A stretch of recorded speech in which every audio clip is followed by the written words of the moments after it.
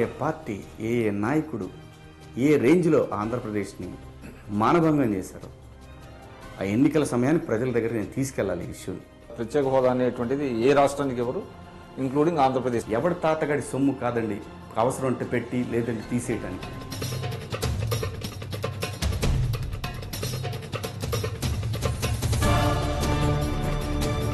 బూతు, పచ్చి బూతు. ఈ రోజుకి కూడా ముగిసిన అధ్యాయం సుజనా చౌదరి మాట్లాడినా, ముగిసిన అధ్యాయం విష్ణుకుమార్ రాజు మాట్లాడినా అవగాహన రాహిత్యం. రాష్ట్రానికి ఏదైతే రావాల్సినటువంటి ప్రత్యేక హోదాని డినై చేయటంలో రీజన్ ఏదై ఉంటుంది అనుకుంటున్నారు మీరు? చంద్రబాబు నాయుడు గారికి అవసరం. చంద్రబాబు నాయుడు గారు ఎందుకు దీన్ని వదిలేశాడంటే ఓటు నోటు కేసులో దొరికిపోయాడు. ఓటు నోటు కేసుకి దీనికి ఇంకా చాలా ఉన్నాయండి. ఓటు నోటు కేసే కదండి,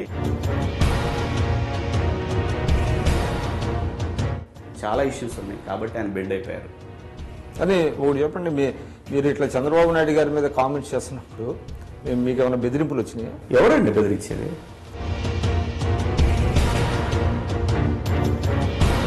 చెప్పారు కదా మీరు, మాది పల్నాడు.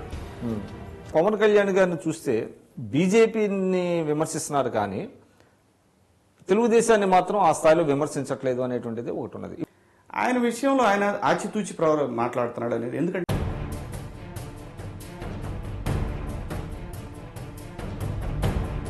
అంతవరకు ఈ మాత్రం జరిగింది, నేను అంతవరకే తీసుకుంటా.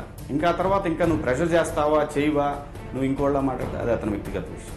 కానీ మీరు you made some caustic remarks అని వెంకయ్య నాయుడు గారు, తర్వాత చంద్రబాబు గారు, తర్వాత సుజనా చౌదరి గారు. నేను ఈ రోజు కూడా చెప్తున్నానండి, భారతీయ జనతా పార్టీ ఆంధ్రప్రదేశ్లో నిలబడాలి అంటే హోదా ఇస్తే తప్పితే నిలబడదు. నిలబడితే వెంకయ్య నాయుడు గారికి ఇక్కడ అంత పెద్ద సీన్ ఉండదు, అందుకే ఆయన నిలబడనివ్వరు. ఇంకా ఆ తర్వాత 2-3 నాయకులు ఉన్నారు.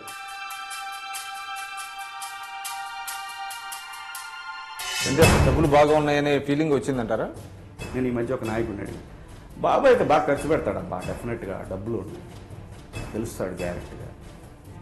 ఒక లీటర్ బాబు వైపు వెళ్తేనే పోద్దాము, ఈ జగన్మోహన్ రెడ్డి తీయుడు.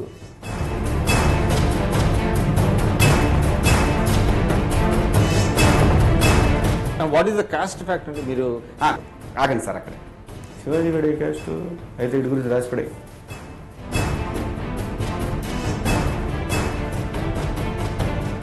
ఆయా సామాజిక వర్గాల్లో కొంతమంది దూలగాళ్ళు వీళ్ళందరూ సోషల్ మీడియాలో చేరి కులాలను రెచ్చగొట్టుకుంటా ఆంధ్రప్రదేశ్ని పూర్తిగా ఆ వైపుకి తీసుకెళ్లారు.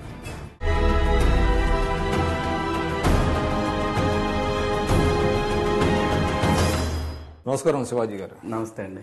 ఏంటి ఇటీవల కాలంలో అంటే రాష్ట్రానికి ప్రత్యేక హోదాంశం చాలా హాట్గా ఉన్న సమయంలో మీరు ఆల్ ఆఫ్ ఏ సడన్ అంటే సీన్లోంచి లేకుండా ఉన్నట్టుగా ఉన్నారు. అలా స్టేట్మెంట్స్ ఎక్కడ కనబడతలా? అలా ఏం లేదండి. నేను ఫస్ట్ కరెక్ట్గా మీరు ఈ ఇంటర్వ్యూ జరిగే టైంకి 2 సంవత్సరాలు అయిందండి ఉద్యమం స్టార్ట్ చేసి. అవును, అంటే you are the pioneer perhaps. First start చేసింది నేను, with all the media support, seriously, with Andhrajyothi, with TV9, with HMTV, even TV5, NTV, అందరూ సపోర్ట్ చేశారు బిగినింగ్లో. అంటే కాజ్ కోసం సపోర్ట్ చేశారా లేకపోతే మిమ్మల్ని ముందు పెట్టి వాళ్ళు అట్లా?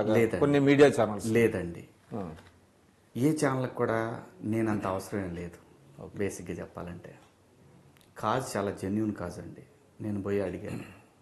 మీరు గమనించే ఉంటారు, బైఫర్కేషన్కి ముందు నుంచే నేను కొంచెం ఈ ఇష్యూ మీద నాకు చాలా బాధపడ్డ వ్యక్తిని. నేను రాష్ట్రం విభజన నేపథ్యంలో కానివ్వండి, ఆంధ్రప్రదేశ్ జరిగిన అన్యాయం కానివ్వండి, నేను చాలా స్ట్రగుల్ అయ్యాను పర్సనల్గా, ఎందుకో తెలియదు.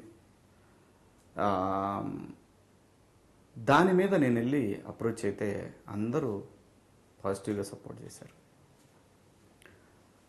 దాని తర్వాత నేను ప్రతిసారి అందరిని అడిగాను, ఈవెన్ ప్రతిపక్ష నాయకుడిని అడిగాను, పవన్ కళ్యాణ్ గారిని అడిగాను. ఏ ప్రతిపక్ష నాయకుడు అంటే? జగన్మోహన్ రెడ్డి గారు. వచ్చారు అంటే మీరు? నేను వెళ్ళి కలవలేదండి. ఎన్నికల తర్వాత ఇదంతా ఎన్నికల తర్వాత ప్రత్యేక హోదా ఎప్పుడైతే 1 year అయిపోయిందో నేను నాయుడు గారిని అడిగా, ఏంటి సార్ ఇది, మరి మనం ప్రామిస్ చేశాం కదా ఆంధ్రప్రదేశ్. మీరు పర్సనల్గా కలిసారా? నేను నాయుడు గారిని అడిగిన తర్వాతనే నేను ఓకే సార్, నేను అట్లా ఉండలేనండి, మనం ఊరు తిరిగి జనాలు. ఏం చెప్పారు ఆయన?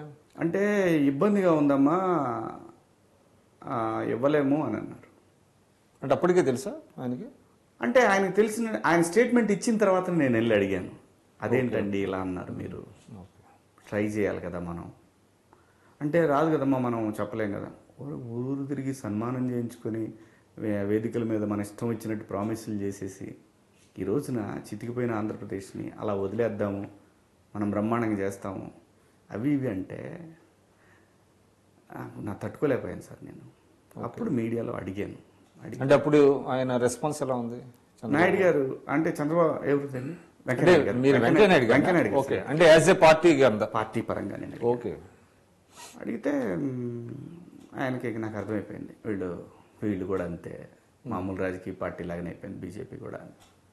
బయటకు వచ్చేసి నా ప్రయత్నం నేను చేస్తానండి, ఎంతవరకు వెళ్ళొద్దో నాకు తెలియదు, నేనైతే పోరాడతానని చెప్పాను. వెంకయ్యనాయుడు గారు నేనైతే పోరాడతాను, రావాల్సిందే, ఆంధ్రప్రదేశ్ హక్కు అది. ఇంకా ఆ రోజు నుంచి మొదలుపెట్టానండి. ఆ తర్వాత సంవత్సరం తర్వాత మొత్తానికి అందరికీ ఎక్కింది, అందరూ వచ్చేసారు.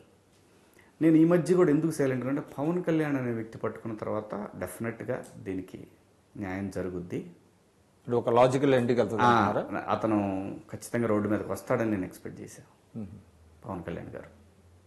అందుకని నేను కొంచెం స్లో అయ్యనమాట వాస్తవం. ఈలోగా నేను కూడా దాదాపు ఈ పాలిటిక్స్ ఇవన్నీ అనుకున్న తర్వాత 4 సంవత్సరాల నుంచి నేను అసలు సినిమాలు వైపే వెళ్ళలేదండి, నాకు ఇన్కమ్ సోర్స్ లేదు. ఓకే. సో అందుకని ఏంటంటే నేను కొంత కంటెంట్ అమెరికాలో ఒక కంపెనీ ఉంటే ఆ కంపెనీకి ఇండియన్ కంటెంట్ అవసరం ఉంటే అది పంపిస్తూ ఉన్నాను. సో దానివల్ల నేను కొంచెం ఆ వైపుగా, అంటే అమెరికాలో ఇండియన్ బేస్డ్ ఛానల్ అండి, ఇండియన్ ఛానల్స్ కొన్ని కంటెంట్ అవసరం ఉంటాయి కదండి, మన ఇండియన్ కంటెంట్ మనకు లోకల్. అంటే మీరు చేసిన ఉద్యమం వల్ల you have lost some financial గా మరి మనకి ప్రాజెక్ట్స్ పోగొట్టుకున్నారా మీరు? ప్రాజెక్ట్స్ ఏం పోగొట్టుకోలేదు, నేను కావాలని వదిలేసుకున్నాను. ఓకే. నన్ను ఎవరు వద్దనలేదు. ఈ రోజైనా నేను చేస్తానంటే ఖచ్చితంగా నా సినిమాలు నాకు వస్తాయండి, రావనే సమస్య లేదు. ఒకవేళ హీరోగా రాకపోయినా నాకంటూ కొన్ని బలమైన క్యారెక్టర్లు వస్తాయి. నాకు ఇన్కమ్ అనేది పెద్ద ఇష్యూ కాదు. కాకపోతే ఏంటంటే నేను వెళ్ళి దాదాపు 19 సంవత్సరాల సినిమాలు నా దగ్గరకు వచ్చినాయి, నేను వెళ్ళి అడగలేకపోతున్నాను. ఓకే. సో అందుకని నేను కొంచెం లాస్ట్ 1 year నేను కొద్దిగా ఇన్కమ్ సోర్స్ మీద కాన్సన్ట్రేషన్ చేసి, సో మళ్ళీ బ్యాక్ టు ఓకే. వీళ్ళందరూ కూడా ఏదో నడిపిస్తున్నారు అంతే తప్పితే దాని గురించి పట్టించుకోవట్లేదు పూర్తి స్థాయిలో. సరే, మనం ఇది ఎట్లయినా సరే ప్రతి రాజకీయ పార్టీకి ఎన్నికల ఎజెండా అవ్వాలి, అవుద్దని ఆ రోజే చెప్పాను. ఇదే ప్రత్యేక హోదానే ఎన్నికల ఎజెండా, మళ్ళీ గుర్తుపెట్టుకుని 2019లో అందరికీ చెప్పాను. దీన్ని ఎట్లయినా సరే ఆ ఎన్నికల వరకు సస్టైన్ చేయాలి, ప్రజలకు తెలియాలి ఏ పార్టీ ఏ నాయకుడు ఏ రేంజ్లో ఆంధ్రప్రదేశ్ని మానభంగం చేశారో. ఆ ఎన్నికల సమయానికి ప్రజల దగ్గర నేను తీసుకెళ్ళాలి ఈ ఇష్యూని. ఏ నుంచి జడ్ వరకు ఏ నాయకుడైనా సరే ఆంధ్రప్రదేశ్లో. దాంతో ఇప్పుడు మళ్ళీ 2 years అవుతుంది, ఈ నెలాఖరికి 2 years. ఆ రోజు నుంచి మళ్ళీ మొదలు పెడతానండి. So again back to. కానీ ఒకటి చెప్పండి, అంటే ఇది ముగిసిన అధ్యాయం అని చెప్పేశారు. ఇటీవల కాలంలో పార్లమెంట్లో కూడా చెప్పారు. పార్లమెంట్లో ఏం చెప్పారంటే ఇక ప్రత్యేక హోదా అనేటువంటిది ఏ రాష్ట్రానికి ఎవరు, ఇంక్లూడింగ్ ఆంధ్రప్రదేశ్. ఇక్కడ ఒక క్షణం అండి, నేను అడుగుతాను విక్రమ్ గారు. ప్రజలందరూ తెలుసుకోవాల్సింది ఏంటంటే ప్రత్యేక హోదా అనేది ఏ రాష్ట్రానికి కూడా పర్మనెంట్గా ఉండదండి. మనం అర్థం చేసుకోవాల్సింది, ప్రత్యేక హోదా అనేది ఒక రాష్ట్రం దెబ్బతిన్నప్పుడు, ఆ రాష్ట్రానికి అనుకూల పరిస్థితులు లేనప్పుడు, ఆర్థికంగా లేనప్పుడు దానికి ఇవ్వటానికి ఆ రోజున కేంద్ర ప్రభుత్వం ఒక స్పెషల్ కేటగిరీ స్టేటస్ అనే దాన్ని తీసుకొచ్చిందండి. తీసుకొచ్చిన దానికి ఏ రాష్ట్రానికైనా 5 సంవత్సరాలే ఇస్తారండి. మోసం ఎలా ఉంటుందంటే రాజకీయ నాయకులది, ఇంకెవరికి లేదు. ఇదేమి కాన్స్టిట్యూషన్లో ఒక భాగం కాలేదు, తీసేయటానికి ఉంచడానికి ఒక భాగం కాలేదు. ఇది దాని మీద రకరకాల ఆర్గ్యుమెంట్ లేదండి. ఇది పచ్చి బూతు. ఈ రోజుకి కూడా ముగిసిన అధ్యాయం సుజనా చౌదరి మాట్లాడినా, ముగిసిన అధ్యాయం విష్ణుకుమార్ రాజు మాట్లాడినా అవగాహన రాహిత్యం. వాళ్ళు వాళ్ళ పదవుల్లో ఉండి పార్టీల్లో ఉండి కూడా ఈ ప్రాంతం పట్ల వాళ్ళకున్న నిబద్ధతకి అది తార్కాణం. వాళ్ళకి నిబద్ధత లేదు, మోసం చేశారనేటువంటిది స్పష్టంగా చేశారు. ఇది మోసం. ఇప్పటికి కూడా ప్రత్యేక హోదా ఎక్కడికి పోదు. ఉన్న 5 సంవత్సరాలు దాన్ని తీసేయడానికి వీళ్ళకి ఎవరికి రైట్ లేదండి. ఫస్ట్ కాన్స్టిట్యూషనల్ గా దాన్ని అమెండ్మెంట్ చేసేయాల్సిందే. మళ్ళీ ఖచ్చితంగా వాళ్ళు మళ్ళీ తీసేయాలి అని అంటే మళ్ళీ ఇంకొక ఆర్డినెన్స్ తీసుకొచ్చి 2 సభల్లో ఆమోదం పొందిన తర్వాత ప్రత్యేక హోదా అనే పదం ఇంకా లేదు ఇక్కడ అనేది చేయాల్సింది తప్పితే ఎవడి తాతగాడి సొమ్ము కాదండి అవసరం అంటే పెట్టి లేదంటే తీసేయటానికి. ఇది ఏంటంటే దీనివల్ల ఉపయోగం ఎవరికి అర్థం కాని విషయం ఏంటంటే చంద్రబాబు నాయుడు గారు లాంటి వ్యక్తి ఈ రోజున ఆంధ్రప్రదేశ్ ఈ దుస్థితికి కారణమైనటువంటి వ్యక్తి అతను చంద్రబాబు నాయుడు. నేను ఇంత బలంగా చెప్తున్నాను ఈ రోజున. ఆయన మొన్న ఎలక్షన్స్లో ఈ రాష్ట్రాన్ని ఆదుకుంటాడు, ఈ రాష్ట్రం ఆయన అనుభవం ఉపయోగపడుతుంది అనుకున్నా, కానీ ఆయన మాట్లాడే మాట చెప్పమానండి, ఎవరిని చెప్పమానండి, ఏముందండి దాంట్లో? ఇదే వ్యక్తి ఈఏపీలో ఎక్కడున్నాయి అడిగిన వ్యక్తి, ప్రత్యేక హోదాలో ఈఏపీలో ఒక భాగం. ఇదే వ్యక్తి అడిగిన వ్యక్తి ఈఏపీలు ఎక్కడున్నాయండి, ఏమున్నాయండి అన్న వ్యక్తి ఇప్పుడు ఈఏపీలు తయారు చేయండి, ఈఏపీలు ఇస్తారంట మనకి అని చెప్తున్నాడు అధికారులకి. అంటే ఎక్స్టెండ్ ఏజెడ్ ప్రాజెక్ట్స్ అవి లేవని అంటున్నాడు, అవి ఇప్పుడు కావాలంటున్నాడు. అంటే గంటకు మాట మనిషి, ఈ మనిషికి ఎప్పుడు ఏది అవసరం అయితే అది మాట్లాడతాడండి. అందులో సందేహం. నేను కొన్నాళ్ళు అనుకున్నాను ఎందుకు అంత మంచి చేసే మనిషిని ఇలా మాట్లాడతారనుకుంటే. అంటే మీరు నేను అనుకోవటం ఆయనకి ఓటేమని కూడా చెప్పినట్టున్నారు. ప్రతి ఒక్క ఇల్లు తిరిగి చెప్పాను. మేము తిరిగిన కాన్స్టిట్యున్సీలో అన్ని చోట్ల ప్రతి ఇల్లు ప్రతి ఇంటికి తిరిగి మరీ చెప్పాం చంద్రబాబు నాయుడు గారు రావాలి, ఈ రాష్ట్రం బాగుపడుద్ది, బీజేపీ ఉంది, కేంద్రం ఖచ్చితంగా హెల్ప్ చేస్తే మనకి, నమ్మండి, మోడీ గారిని నమ్మండి. ఎన్ని నియోజకవర్గాలు తిరిగారండి? దాదాపు 23 నియోజకవర్గాలు తిరిగామండి. బీజేపీకి ఎక్కడెక్కడైతే మనకి సీట్లు ఇచ్చారు. అసలు మీ బీజేపీలో మీ ఎంట్రన్స్ ఎలా జరిగింది? బీజేపీలో కేవలం ఆంధ్రప్రదేశ్ విడిపోవటం బీజేపీ అంటే. ఎప్పుడు జాయిన్ అయ్యారండి మీరు? నేను ఎలక్షన్ ఇంకా 4 నెలలు 5 నెలలు ఉందనగా జాయిన్ అయ్యానండి నేను. అంటే రీజన్ వెంకయ్య నాయుడు గారు ఇదే రీజన్. మోడీ దేశానికి ఆ రోజున ఒక హోప్, మోడీ అనే వ్యక్తి. ఈరోజు కూడా అండి భారతీయ జనతా పార్టీ మీద ఎందుకు మిగతా రాష్ట్రాలలో ఇంత అభిమానం ఎందుకు చూపిస్తున్నారయ్యా అని అంటే అక్కడున్న ప్రభుత్వాల వ్యతిరేకత. కేవలం ఈ రోజు కూడా కాంగ్రెస్ పార్టీ యొక్క బలహీనతే భారతీయ జనతా పార్టీ బలం తప్పితే భారతీయ జనతా పార్టీకి నిజంగా ఈ రోజు కూడా వ్యవస్థాగతంగా లేదు. వీళ్ళు అనుకుంటాను అన్ని రాష్ట్రాల్లో లేదు. మీరు బీజేపీలో still your member? Still I'm a member. రాజీనామా చేయలేదంట? నేను చేయలేదు. ఎందుకని? ఈ రోజు కూడా ఎందుకంటే పోరాడాలి అంతే. ఎందుకు మారాలి పార్టీ? పార్టీలో ఉండి పోరాడాలి. ఎందుకు మారాలి పార్టీ? అవసరం ఏముంది, మారాల్సిన అవసరం ఏముంది అంటే? అట్లా కదా. ఇప్పుడు అదేనండి, పార్టీలో ఉండే పోరాడాలి నేను నిర్ణయించుకున్నాను, అందుకే పోరాడుతున్నా. నేను మోడీని తిట్టినా ఎవరిని తిట్టినా మీరు మోసం చేశారు ఈ ప్రాంతాన్ని. అంటే మిమ్మల్ని కనీసం అంటే మీరు మెంబరు అంటే మీకేం పెద్ద పదవులు లేవు కదా పార్టీలో, ఉన్నాయా? నాకేం లేదండి. అంటే నేషనల్ కౌన్సిల్ మీటింగ్ కూడా నన్ను ఇన్వైట్ చేశారు ఫస్ట్ ఇయర్. కానీ మీరు you made some caustic remarks అని వెంకయ్య నాయుడు గారు, తర్వాత చంద్రబాబు గారు, తర్వాత సుజనా చౌదరి గారు. అంటే you have gone to that extent. ఏంటంటే వెంకయ్య నాయుడు గారు స్వర్ణ భారతి ట్రస్ట్ మీద కూడా మీరు కొన్ని కామెంట్స్ చేశారు. ఐ ఓటెడ్ దెమ్ అండి, నేను ఓటేశాను. I have a right to question everybody. yes you have a right అండి. అంటే నేను అనేది ఏంటంటే మీరు ఇంత తీవ్ర స్థాయిలో మీరు విరుచుపడినా మిమ్మల్ని ఏమి సస్పెండ్ చేయడం కానీ మీకు షోకాజ్ నోటీస్ ఇవ్వడం కానీ చేయలేదు. అంటే that means they have ignored you. మరి అది మీకు బాధ కలిగించలేదా? నాకెందుకండి బాధ, వాళ్ళు మనుషులు అయితే కదండి. మీరు ఆలోచించండి, ఎక్కడైనా సరే ఏ కుటుంబంలోనైనా సరే ఒక ప్రాబ్లం వచ్చినప్పుడు ఆ ఇంట్లో వాడు ఎవరన్నా ప్రశ్నిస్తే వాడిని ఇంట్లో నుంచి బయటకు వెళ్ళేస్తారండి? వేయరు కదా, ఇగ్నోర్ చేస్తారు. అలాగే ఇగ్నోర్ చేశారు. నేను ఈ రోజు కూడా చెప్తున్నానండి, భారతీయ జనతా పార్టీ ఆంధ్రప్రదేశ్లో నిలబడాలి అంటే హోదా ఇస్తే తప్పితే నిలబడదు. నిలబడితే వెంకయ్య నాయుడు గారికి ఇక్కడ అంత పెద్ద సీన్ ఉండదు, అందుకే ఆయన నిలబడినెవరు. ఇంకా ఆ తర్వాత 2-3 నాయకులు ఉన్నారు, వాళ్ళు ఎంతసేపు కులాల పిచ్చిలో చేస్తారు తప్పితే ఆంధ్రప్రదేశ్ భారతీయ జనతా పార్టీ నిలబెడదాము, భారతీయ జనతా పార్టీకి ఒక వేవ్ వచ్చింది ఇప్పుడు దేశంలో, దాన్ని నిలబెట్టుకుందాము అని అంటే ఎంతసేపు 1,60,000 కోట్లు ఇచ్చారండి, 2 లక్షల కోట్లు ఇచ్చారండి. ఏమండి మీరు రీజన్ ఏమై ఉంటుంది అంటారు మీరు? అంటే చెప్తాను, నేను అదే చెప్తున్నాను. కేవలం వెంకయ్య నాయుడు గారి స్వార్థమే భారతీయ జనతా పార్టీ ఆంధ్రప్రదేశ్లో లేకపోవడానికి కారణం. సరే, అది పక్కన పెడదాం. అంటే పార్టీ ఎదుగుతుంది ఎదగట్లేదు, అది వెంకయ్య నాయుడు గారి స్వార్థం, అది వేరే సంగతి. It is nothing to do with the public. కానీ ఇక్కడ ప్రత్యేక హోదాని డినై చేయడంలో, రాష్ట్రానికి ఏదైతే రావాల్సినటువంటి ప్రత్యేక హోదాని డినై చేయడంలో రీజన్ ఏదై ఉంటుంది అనుకుంటున్నారు మీరు? అంటే ఇవ్వకపోవటానికి వేరే రాష్ట్రాలు డిమాండ్ చేస్తాయనా, లేకపోతే దేనికి? అంటే వాళ్ళకి ఇంకా ఆంధ్రప్రదేశ్తో అంత అవసరం పడలేదండి. అన్ని పార్టీల్లాగానే అది కూడా అయిపోయింది. ఆంధ్రప్రదేశ్తో ఇంకేం అవసరం ఉంది అదంటే మనకు. కానీ చంద్రబాబు గారికి అవసరం కదా. చంద్రబాబు నాయుడు గారికి అవసరం. చంద్రబాబు నాయుడు గారు ఎందుకు దీన్ని వదిలేశాడంటే ఓటు నోటు కేసులో దొరికిపోయాడు. అతను ఓటు నోటు కేసుకి దీనికి ఏంటి సంబంధం? డెఫినెట్ గా దీని మీద చాలా పెద్ద కేసు కదండి. న్యాయంగా అవును, చూస్తే- అంటే న్యాయంగా నేను చూస్తే- కాదండి, న్యాయంగా చూస్తే ఓటు నోటు కేసులో కనుక అతను కనుక శిక్ష పడాలి అనుకుంటే ఖచ్చితంగా కేంద్ర ప్రభుత్వం శిక్ష అంటే నేనేది ఎస్ మేబీ అంటే you have linked one issue with another issue అండి. అంటే చంద్రబాబు నాయుడు గారు చాలా మంది కూడా అంటున్నారు ఓటుకు నోటు కేసులో ఆయన ప్రమేయం ఉంది కాబట్టి కేంద్ర ప్రభుత్వాన్ని గట్టిగా అడగలేకపోతున్నారు అంటారు. ఓటుకు నోటు కేసు ఇంకా చాలా ఉన్నాయండి. ఓటు నోటు కేసు కేసే కదండి, ఇంకా కొన్ని కేసులు ఉన్నాయండి. మీరు అఫీషియల్ గా నన్ను ప్రూఫ్లు అడిగితే నేను చెప్పలేను. దానికి బెండ్ అయిపోయారు ఆయన. అంటే వాళ్ళు మీరు అంటే మీరు స్పెషల్ స్టేటస్ ఇవ్వద్దంటే ఫైబర్ గ్రిడ్ విషయంలో కానివ్వండి కొన్ని ఇష్యూస్ జరిగినాయి. విత్ పేపర్ నా దగ్గర లేదు, చాలా ఇష్యూస్ ఉన్నాయి కాబట్టి ఆయన బెండ్ అయిపోయారు. ఆయన సత్తాలేని నాయకుడు అంటే చేయలేదు. కేంద్రం అన్ని ఉంటుందంటారా? అంటే మీరు డిమాండ్ చేస్తే ఈ కేసుని తిరగదోడతాం లేకపోతే అని కాదు కదండి. నేను బెదిరించి వాళ్ళేం పరిపాలన చేస్తారని నేను అనుకోను. ఖచ్చితంగా ఈయన అణిగిమణిగి ఉండాల్సిందే. ఆయన అది ఫీల్ అయ్యి జాగ్రత్తగా ఉంటున్నాడు ఆయన, అంతే.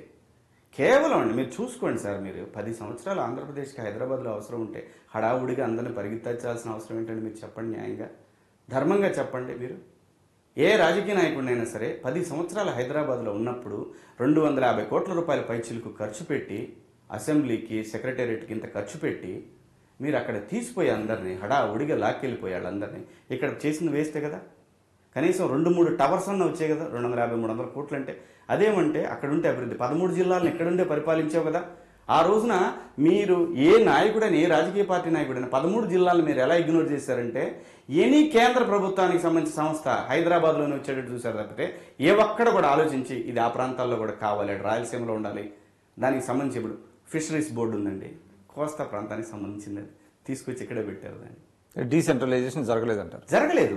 మీరు మీకు కావాల్సింది అధికారం తప్పితే ప్రాంతంలో ఇప్పుడు ఈ రోజు కూడా మీరు 2014లో కూడా మీరు డీసెంట్రలైజేషన్ అనే వర్డ్ ఒకటి వాడినట్టున్నారు. చెప్తున్నాను కదండి, ఏ ఒక్క సంస్థ మీకు దాదాపు 200-300 సంవత్సరాలు ఉంటాయి ఇక్కడ. మీరు చూడండి కావాలంటే హైదరాబాద్ లో బిల్డింగ్లు కూడా. శివాజీ గారు అంటే ఒకటి చెప్పండి, బేసికలీ యువర్ అన్ యాక్టర్ అండి.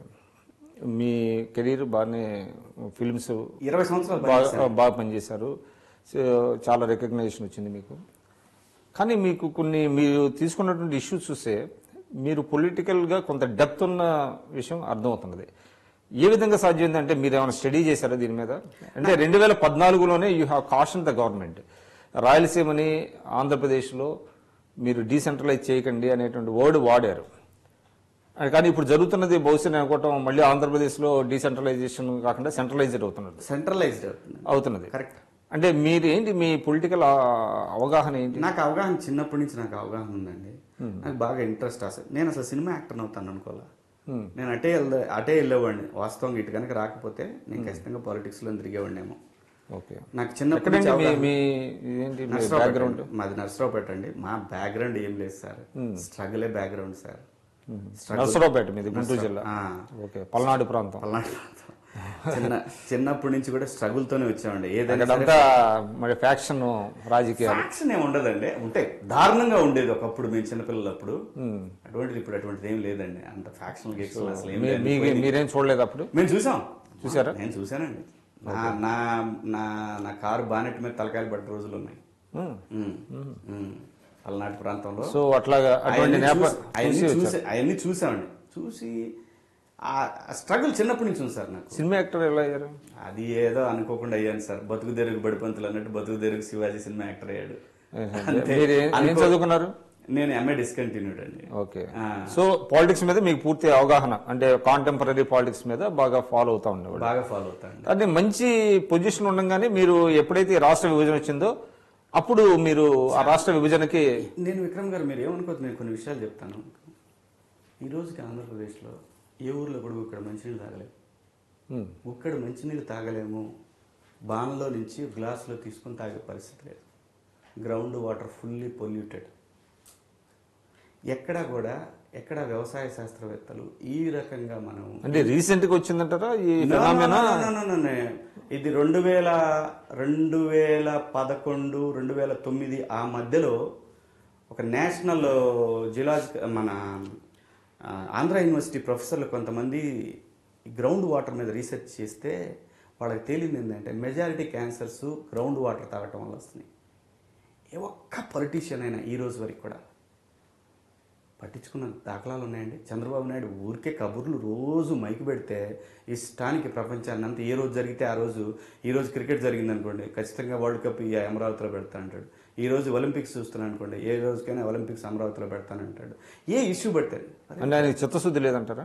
ఆయనకి జస్ట్ అధికారం తప్పితే ఆ టైంకి అభివృద్ధి అనే పదాన్ని పట్టుకున్నారు ఈ మధ్య. నేను ఆంధ్రప్రదేశ్ 13 జిల్లాలు తిరిగాను. ఏ రోజు ఏ ఊర్లో ఏం అభివృద్ధి జరిగిందో ఈ రోజు కూడా ఎవడైనా డిబేట్కి వస్తానంటే నేను రెడీ, ఎవడైనా సరే.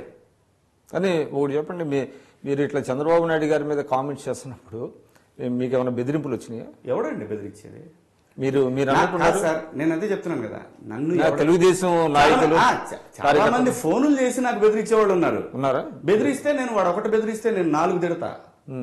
నేను భయపడేవాడిని కాదు. అలాంటి సీరియస్ బెదిరింపులు వచ్చినాయి మీకు? సీరియస్ బెదిరింపులు ఏం లేదండి, అంత లేదండి. నేను చెప్పాను కదా మీరు మాది పల్నాడు. 4 రోజుల తర్వాత వీళ్ళందరూ వచ్చేవాళ్ళు, ఎవడు ఉండడు కదా ఇక్కడ. అంటే యూఆర్ అన్పెట్రబుల్ విత్ దోస్, అంటే ఏదైతే బెదిరింపులు వచ్చినాయో మీరేమీ చెల్లించాలా? నేను భయపడేవాడిని కాదు బేసిక్ గా.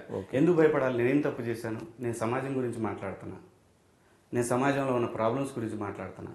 వ్యక్తిగతంగా ఎవరితోనే నాకు ద్వేషాలు లేవు, మాకేం ఫ్యాక్షన్లు లేవు.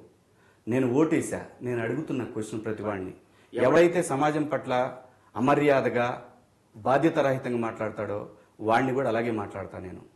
అది రాజకీయ నాయకుడు కావచ్చు, మంత్రులు కావచ్చు, ముఖ్యమంత్రి కావచ్చు, ఇంకోటి కావచ్చు. I have a right. మీరు ఎంతకాలం ఇలా మోసం చేస్తారు? ఏమండి, ఈ రోజు మీరు రాయలసీమకు నీళ్ళు ఇచ్చామన్నారు. ఇవాళ నా గుంటూరు జిల్లాలో నా నెత్తి మీద నీళ్లు కృష్ణమ్మ ఉంది. ఈ రోజు మీరు ఏ టౌన్కి 3-4 రోజుల కన్నా 3-4 రోజులు వాటర్ కంటిన్యూస్గా ఇస్తున్నారు. 4 రోజులకు ఒకసారి ఇస్తున్నారు కొన్ని టౌన్లో. ఇప్పుడు రాష్ట్రం ఇస్తున్నారు. ఒకటి చెప్పండి, రాష్ట్రం విభజన హేతుబద్ధంగా జరగలేదు, దానివల్ల సమస్యలు వచ్చినాయని చెప్తున్నారు. దాన్ని మీరు అంగీకరిస్తారా? రాష్ట్రం హేతుబద్ధంగా జరిగిందా, హేతుబద్ధంగా జరగలేదా అనేది గతించినటువంటి విషయం అండి. ఆ హేతుబద్ధంగానో సహా హేతుబద్ధంగా కాకుండానో జరిగినా కూడా ఒక విజనరీ లీడర్గా ఈ ప్రాంతానికి అవసరాలేంటి, వాటిని ఎక్కడి నుంచి స్టార్ట్ చేయాలి, నువ్వు తీసుకొస్తే మాట్లాడితే సింగపూర్ కట్ పేస్టులు, ఆస్ట్రేలియా కట్ పేస్టులు తీసుకొచ్చి నీకు అనుకూలంగా ఉన్న చోట్ల వాటిని ప్రచురించేసి అదిగదిగదిగా వస్తుంది. అది కాదు నాకు కావాల్సింది. నువ్వు ఏ ఊరికి మంచినీళ్ళు ఇచ్చావు, నువ్వు ఏ ఊర్లో కరెక్ట్గా కరెంట్ ఇస్తున్నావు, ఏ ఊర్లో కరెక్ట్గా హెల్త్ కేర్ తీసుకుంటున్నావు, ఎక్కడ నాకు ఇన్ఫ్రాస్ట్రక్చర్ కావాలా, బేసిక్ నీడ్స్ కావాలా ప్రజలకి. నువ్వు ఇచ్చే చంద్రన్న కానుకలు, ఉల్లిపాయలు, చింతపండు ఎవ్వడక్కడ వెయిట్ చేయట్లేదు. ప్రజలు ఆ ప్రాంతంలో మినిమం వెల్త్ ఉన్నోళ్ళేనండి.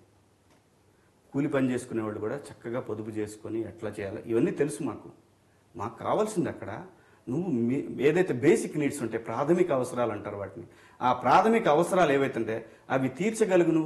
నువ్వు పెద్ద నాయకుడిగా చెప్పుకుంటా చరిత్ర. ఈ రోజున ఎక్కడ పోయినా సరే అంటే ప్రయారిటీస్ రాంగ్ అయినాయి అంటారా? అసలు ప్రయారిటీస్ లేవండి. లేకపోతే అసలు అట్లా కదండి. ఇప్పుడు చంద్రబాబు నాయుడు గారికి ఒక ట్రాక్ రికార్డు ఉంది, గతంలో డెఫినెట్ గా ఉంది. ఇప్పుడు ఉన్న తర్వాత ప్రయారిటీస్ రాంగ్ గా పెట్టుకోవటం వల్ల ఆయన సరిగా పరిపాలించలేదంటారా? అసలు ఆయనకి పరిపాలన చేత కాదంటారా మీరు? చంద్రబాబు నాయుడు గారు మీరు ఒక విజనరీగా తీసుకుంటే హైదరాబాద్లో ఉన్నప్పుడు అతనికి మంచినీళ్ళు అవసరం కాబట్టి హైదరాబాద్ అవసరాలు గుర్తొచ్చినాయి అతనికి. కృష్ణానదిని తీసుకొచ్చారు, గోదావరిని తీసుకొద్దాం అనుకున్నారు. హైదరాబాద్లో ఉంటున్నారు కాబట్టి మీరంతా మిగతా అన్నీ ఆ టైంకి వర్షాలు పడి అక్కడ చెరువులు నిండితేనో, కుంటలు నిండితేనో ఆ జనం ఇప్పుడు కూడా మీరు చూస్తున్నారు కదా, పేపర్లు ఎక్కడ వేస్తుంటారు. మీరు చూడండి, ప్రత్యేక హోదా రాదు అనేది పెద్ద హెడ్డింగ్ అండి, బ్యానర్ హెడ్డింగ్. కింద వాటర్ దొరకట్లేదు, కింద జిల్లాల్లో చిన్న స్టాంప్ బిళ్ళలు. ఏమిటండి ఇది? ఎవరిని ప్రశ్నించాలండి? ప్రశ్నిస్తే కోపాలు వస్తాయి, పురాణాలు చెప్తారు. ప్రశ్నిస్తే అభివృద్ధి అనే పదంతో సరిపోదండి. ప్రజల్ని అభివృద్ధి అనే పదం చెప్పేసి అమ్మో ఏం లేకపోతే సార్ వ్యవస్థ ఎప్పుడూ ఆగదండి, వ్యవస్థ ఎప్పుడూ నడుస్తూనే ఉంటుంది. ఇప్పుడు భారతీయ జనతా పార్టీ నరేంద్ర మోడీ గారు ఓపెన్ చేసిన టన్నెల్ ఏదైతే ఉందో కాంగ్రెస్ పార్టీ హయాంలో మొదలైంది. ఇదే చంద్రబాబు నాయుడు ఓపెన్ చేసినటువంటి రాజీవ్ గాంధీ ఇంటర్నేషనల్ ఎయిర్పోర్టు రాజశేఖర రెడ్డి గారు ఓపెన్ చేశారు. ఇవన్నీ మనమే అని చెప్పుకుంటే అది వ్యవస్థ నడుస్తూ ఉంటుంది, ఇట్స్ ఏ నిరంతర ప్రక్రియ, అది జరుగుతూ ఉంటుంది. కానీ ఇక్కడ విజనరీ అనేది ఏంటో తెలుసా అండి? ఈ రోజున వ్యవసాయానికి సంబంధించి కానివ్వండి, ప్రజల అవసరాలు ఈ రాష్ట్రంలో కానీ దేశంలో కానీ 65% పైగా అంటే ఆయనకంతా తెలియకుండానే పరిపాలిస్తున్నారంటారా? అన్నీ తెలుసండి. వాళ్ళ ప్రాధాన్యత వాళ్ళు ఎలా బాగుపడాలని తప్పితే, వాళ్ళ అధికారాన్ని ఎలా నిలబెట్టుకోవాలని తప్పితే మేము రేపు ఎలక్షన్లో గెలవాలి అని మీరు, నేను ఈ మధ్య ఒక నాయకుడిని అడిగా, బాబు అయితే బాగా ఖర్చు పెడతాడు అబ్బా, డెఫినెట్గా డబ్బులు ఉన్నాయి, గెలుస్తాడు గ్యారెంటీగా 1 లీటర్. బాబు వైపు వెళ్తేనే పోద్దేమో, ఈ జగన్మోహన్ రెడ్డి తీయుడు. నేను దేని గురించి తప్పు మాట్లాడలేదు. అంటే డబ్బులు బాగా ఉన్నాయనే ఫీలింగ్ వచ్చిందంటారా? ఎలా వస్తాయి? ఎక్కడి నుంచి వస్తాయి అన్ని డబ్బులు? మీరు చెప్పేయేమో కబుర్లు అన్నీ, ఎలక్షన్ వచ్చేసరికి సంచులు పంచుతారు అన్ని రాజకీయ పార్టీలు. ఎక్కడి నుంచి వస్తున్నాయండి మీ అందరికి అసలు ఇన్ని డబ్బులు? మీరు ఓట్లు కొనుక్కుంటున్నారు, ప్రజల్ని ఒక అలవాటుకి గురి చేశారు. కింద ఇండిపెండెంట్ హౌస్ వాడికి డబ్బులు ఇచ్చి పక్కన అపార్ట్మెంట్లో వాళ్ళు ఇకపోతే వాళ్ళు కూడా ఓహో మా ఓట్లు అవసరం లేదు అయితే మీకు, అంటే ఎవ్రీబడి ఈజ్ ఎక్స్పెక్టింగ్ మనీ స్థితికి తీసుకొచ్చేసారు సార్ సమాజాన్ని. అంటే అన్ని పార్టీలు అంటారా? రోటన్ అయిపోయిందండి. కొన్ని పార్టీలు అంటారా? అదే ఎవరు అతీతులు కాదు సార్, ఇక్కడ రోటన్ అయిపోయిందండి వ్యవస్థ మొత్తాన్ని. నిజంగా విజనరీ అయితే మొత్తం క్లీన్ చేయి మొత్తాన్ని. నువ్వు ఓడిపోతే ఏమైంది? నువ్వు కాకపోతే ప్రపంచాన్ని మనం లేకపోతే ఇంత ముందు వాళ్ళు నడపలేదా? మనం పోయినాక నడపరా? క్లీన్ చేయి సమాజాన్ని, అప్పుడు చెప్పుకుంటుంది నువ్వు విజనరీ లీడర్ అని. సార్ ఒకటి చెప్పండి, మళ్ళీ మనం ప్రత్యేక హోదా అంశానికి వద్దాం. ఎందుకంటే మొదటిసారి మీరే దాన్ని కొంత హైలైట్ చేశారు, తర్వాత మీడియా కానివ్వండి, తర్వాత పవన్ కళ్యాణ్ గారు జాయిన్ ది బ్యాండ్ వ్యాగన్. అయితే పవన్ కళ్యాణ్ గారు దాదాపుగా ఒక 3 సభలు పెట్టినట్టున్నారు. ఎప్పుడైతే ఈ ప్రత్యేక హోదా లేదు, దానికి సమానంగా దానికంటే ఎక్కువగా ఒక ప్రత్యేక ప్యాకేజ్ ఇస్తున్నామని చెప్పినప్పుడు ఆయన ఏదో పాచిపోయిన లడ్డూలని అది ఇదని మాట్లాడారు. సో ఆయన మీద కూడా అటాక్ మొదలైంది బీజేపీ నుంచి. బట్ పవన్ కళ్యాణ్ గారిని చూస్తే బీజేపీని విమర్శిస్తున్నారు కానీ తెలుగుదేశాన్ని మాత్రం ఆ స్థాయిలో విమర్శించట్లేదు అనేటువంటిది ఒకటి ఉన్నది. ఇప్పుడు మీరు మాత్రం ఏంటంటే బోత్ ఆర్ ఈక్వల్లీ రెస్పాన్సిబుల్ అన్నట్టుగా మీరు మాట్లాడుతున్నారు. డెఫినెట్గా. బట్ జనసేన వాళ్ళ కూటమిలో ఉంది, ఆయన కూడా ప్రచారం చేశారు చాలా సభల్లో. ఆయన తెలుగుదేశానికి అనుకూలంగా ఉన్నారనేటువంటి ఒక వాదన వినపడుతుంది. అంటే మీరు కూడా, మీరు ఆయన ఇద్దరు దాదాపు స్నేహితులు అనుకుంటా, కలిసి చాలా సినిమాల్లో వర్క్ చేసినట్టున్నారు. స్నేహితులు ఏం కాదండి, సహనటులు అనుకోవచ్చు. ఆయనకి స్నేహితున్నా ఎంత గొప్పని కాదు నేను. పవన్ కళ్యాణ్ గారి విషయం ప్రజలందరూ ఎక్స్పెక్ట్ చేస్తున్నమాట వాస్తవం. డెఫినెట్గా ఒక చరిష్మా ఉన్నటువంటి ఒక నటుడు, అందులో సందేహమే లేదు.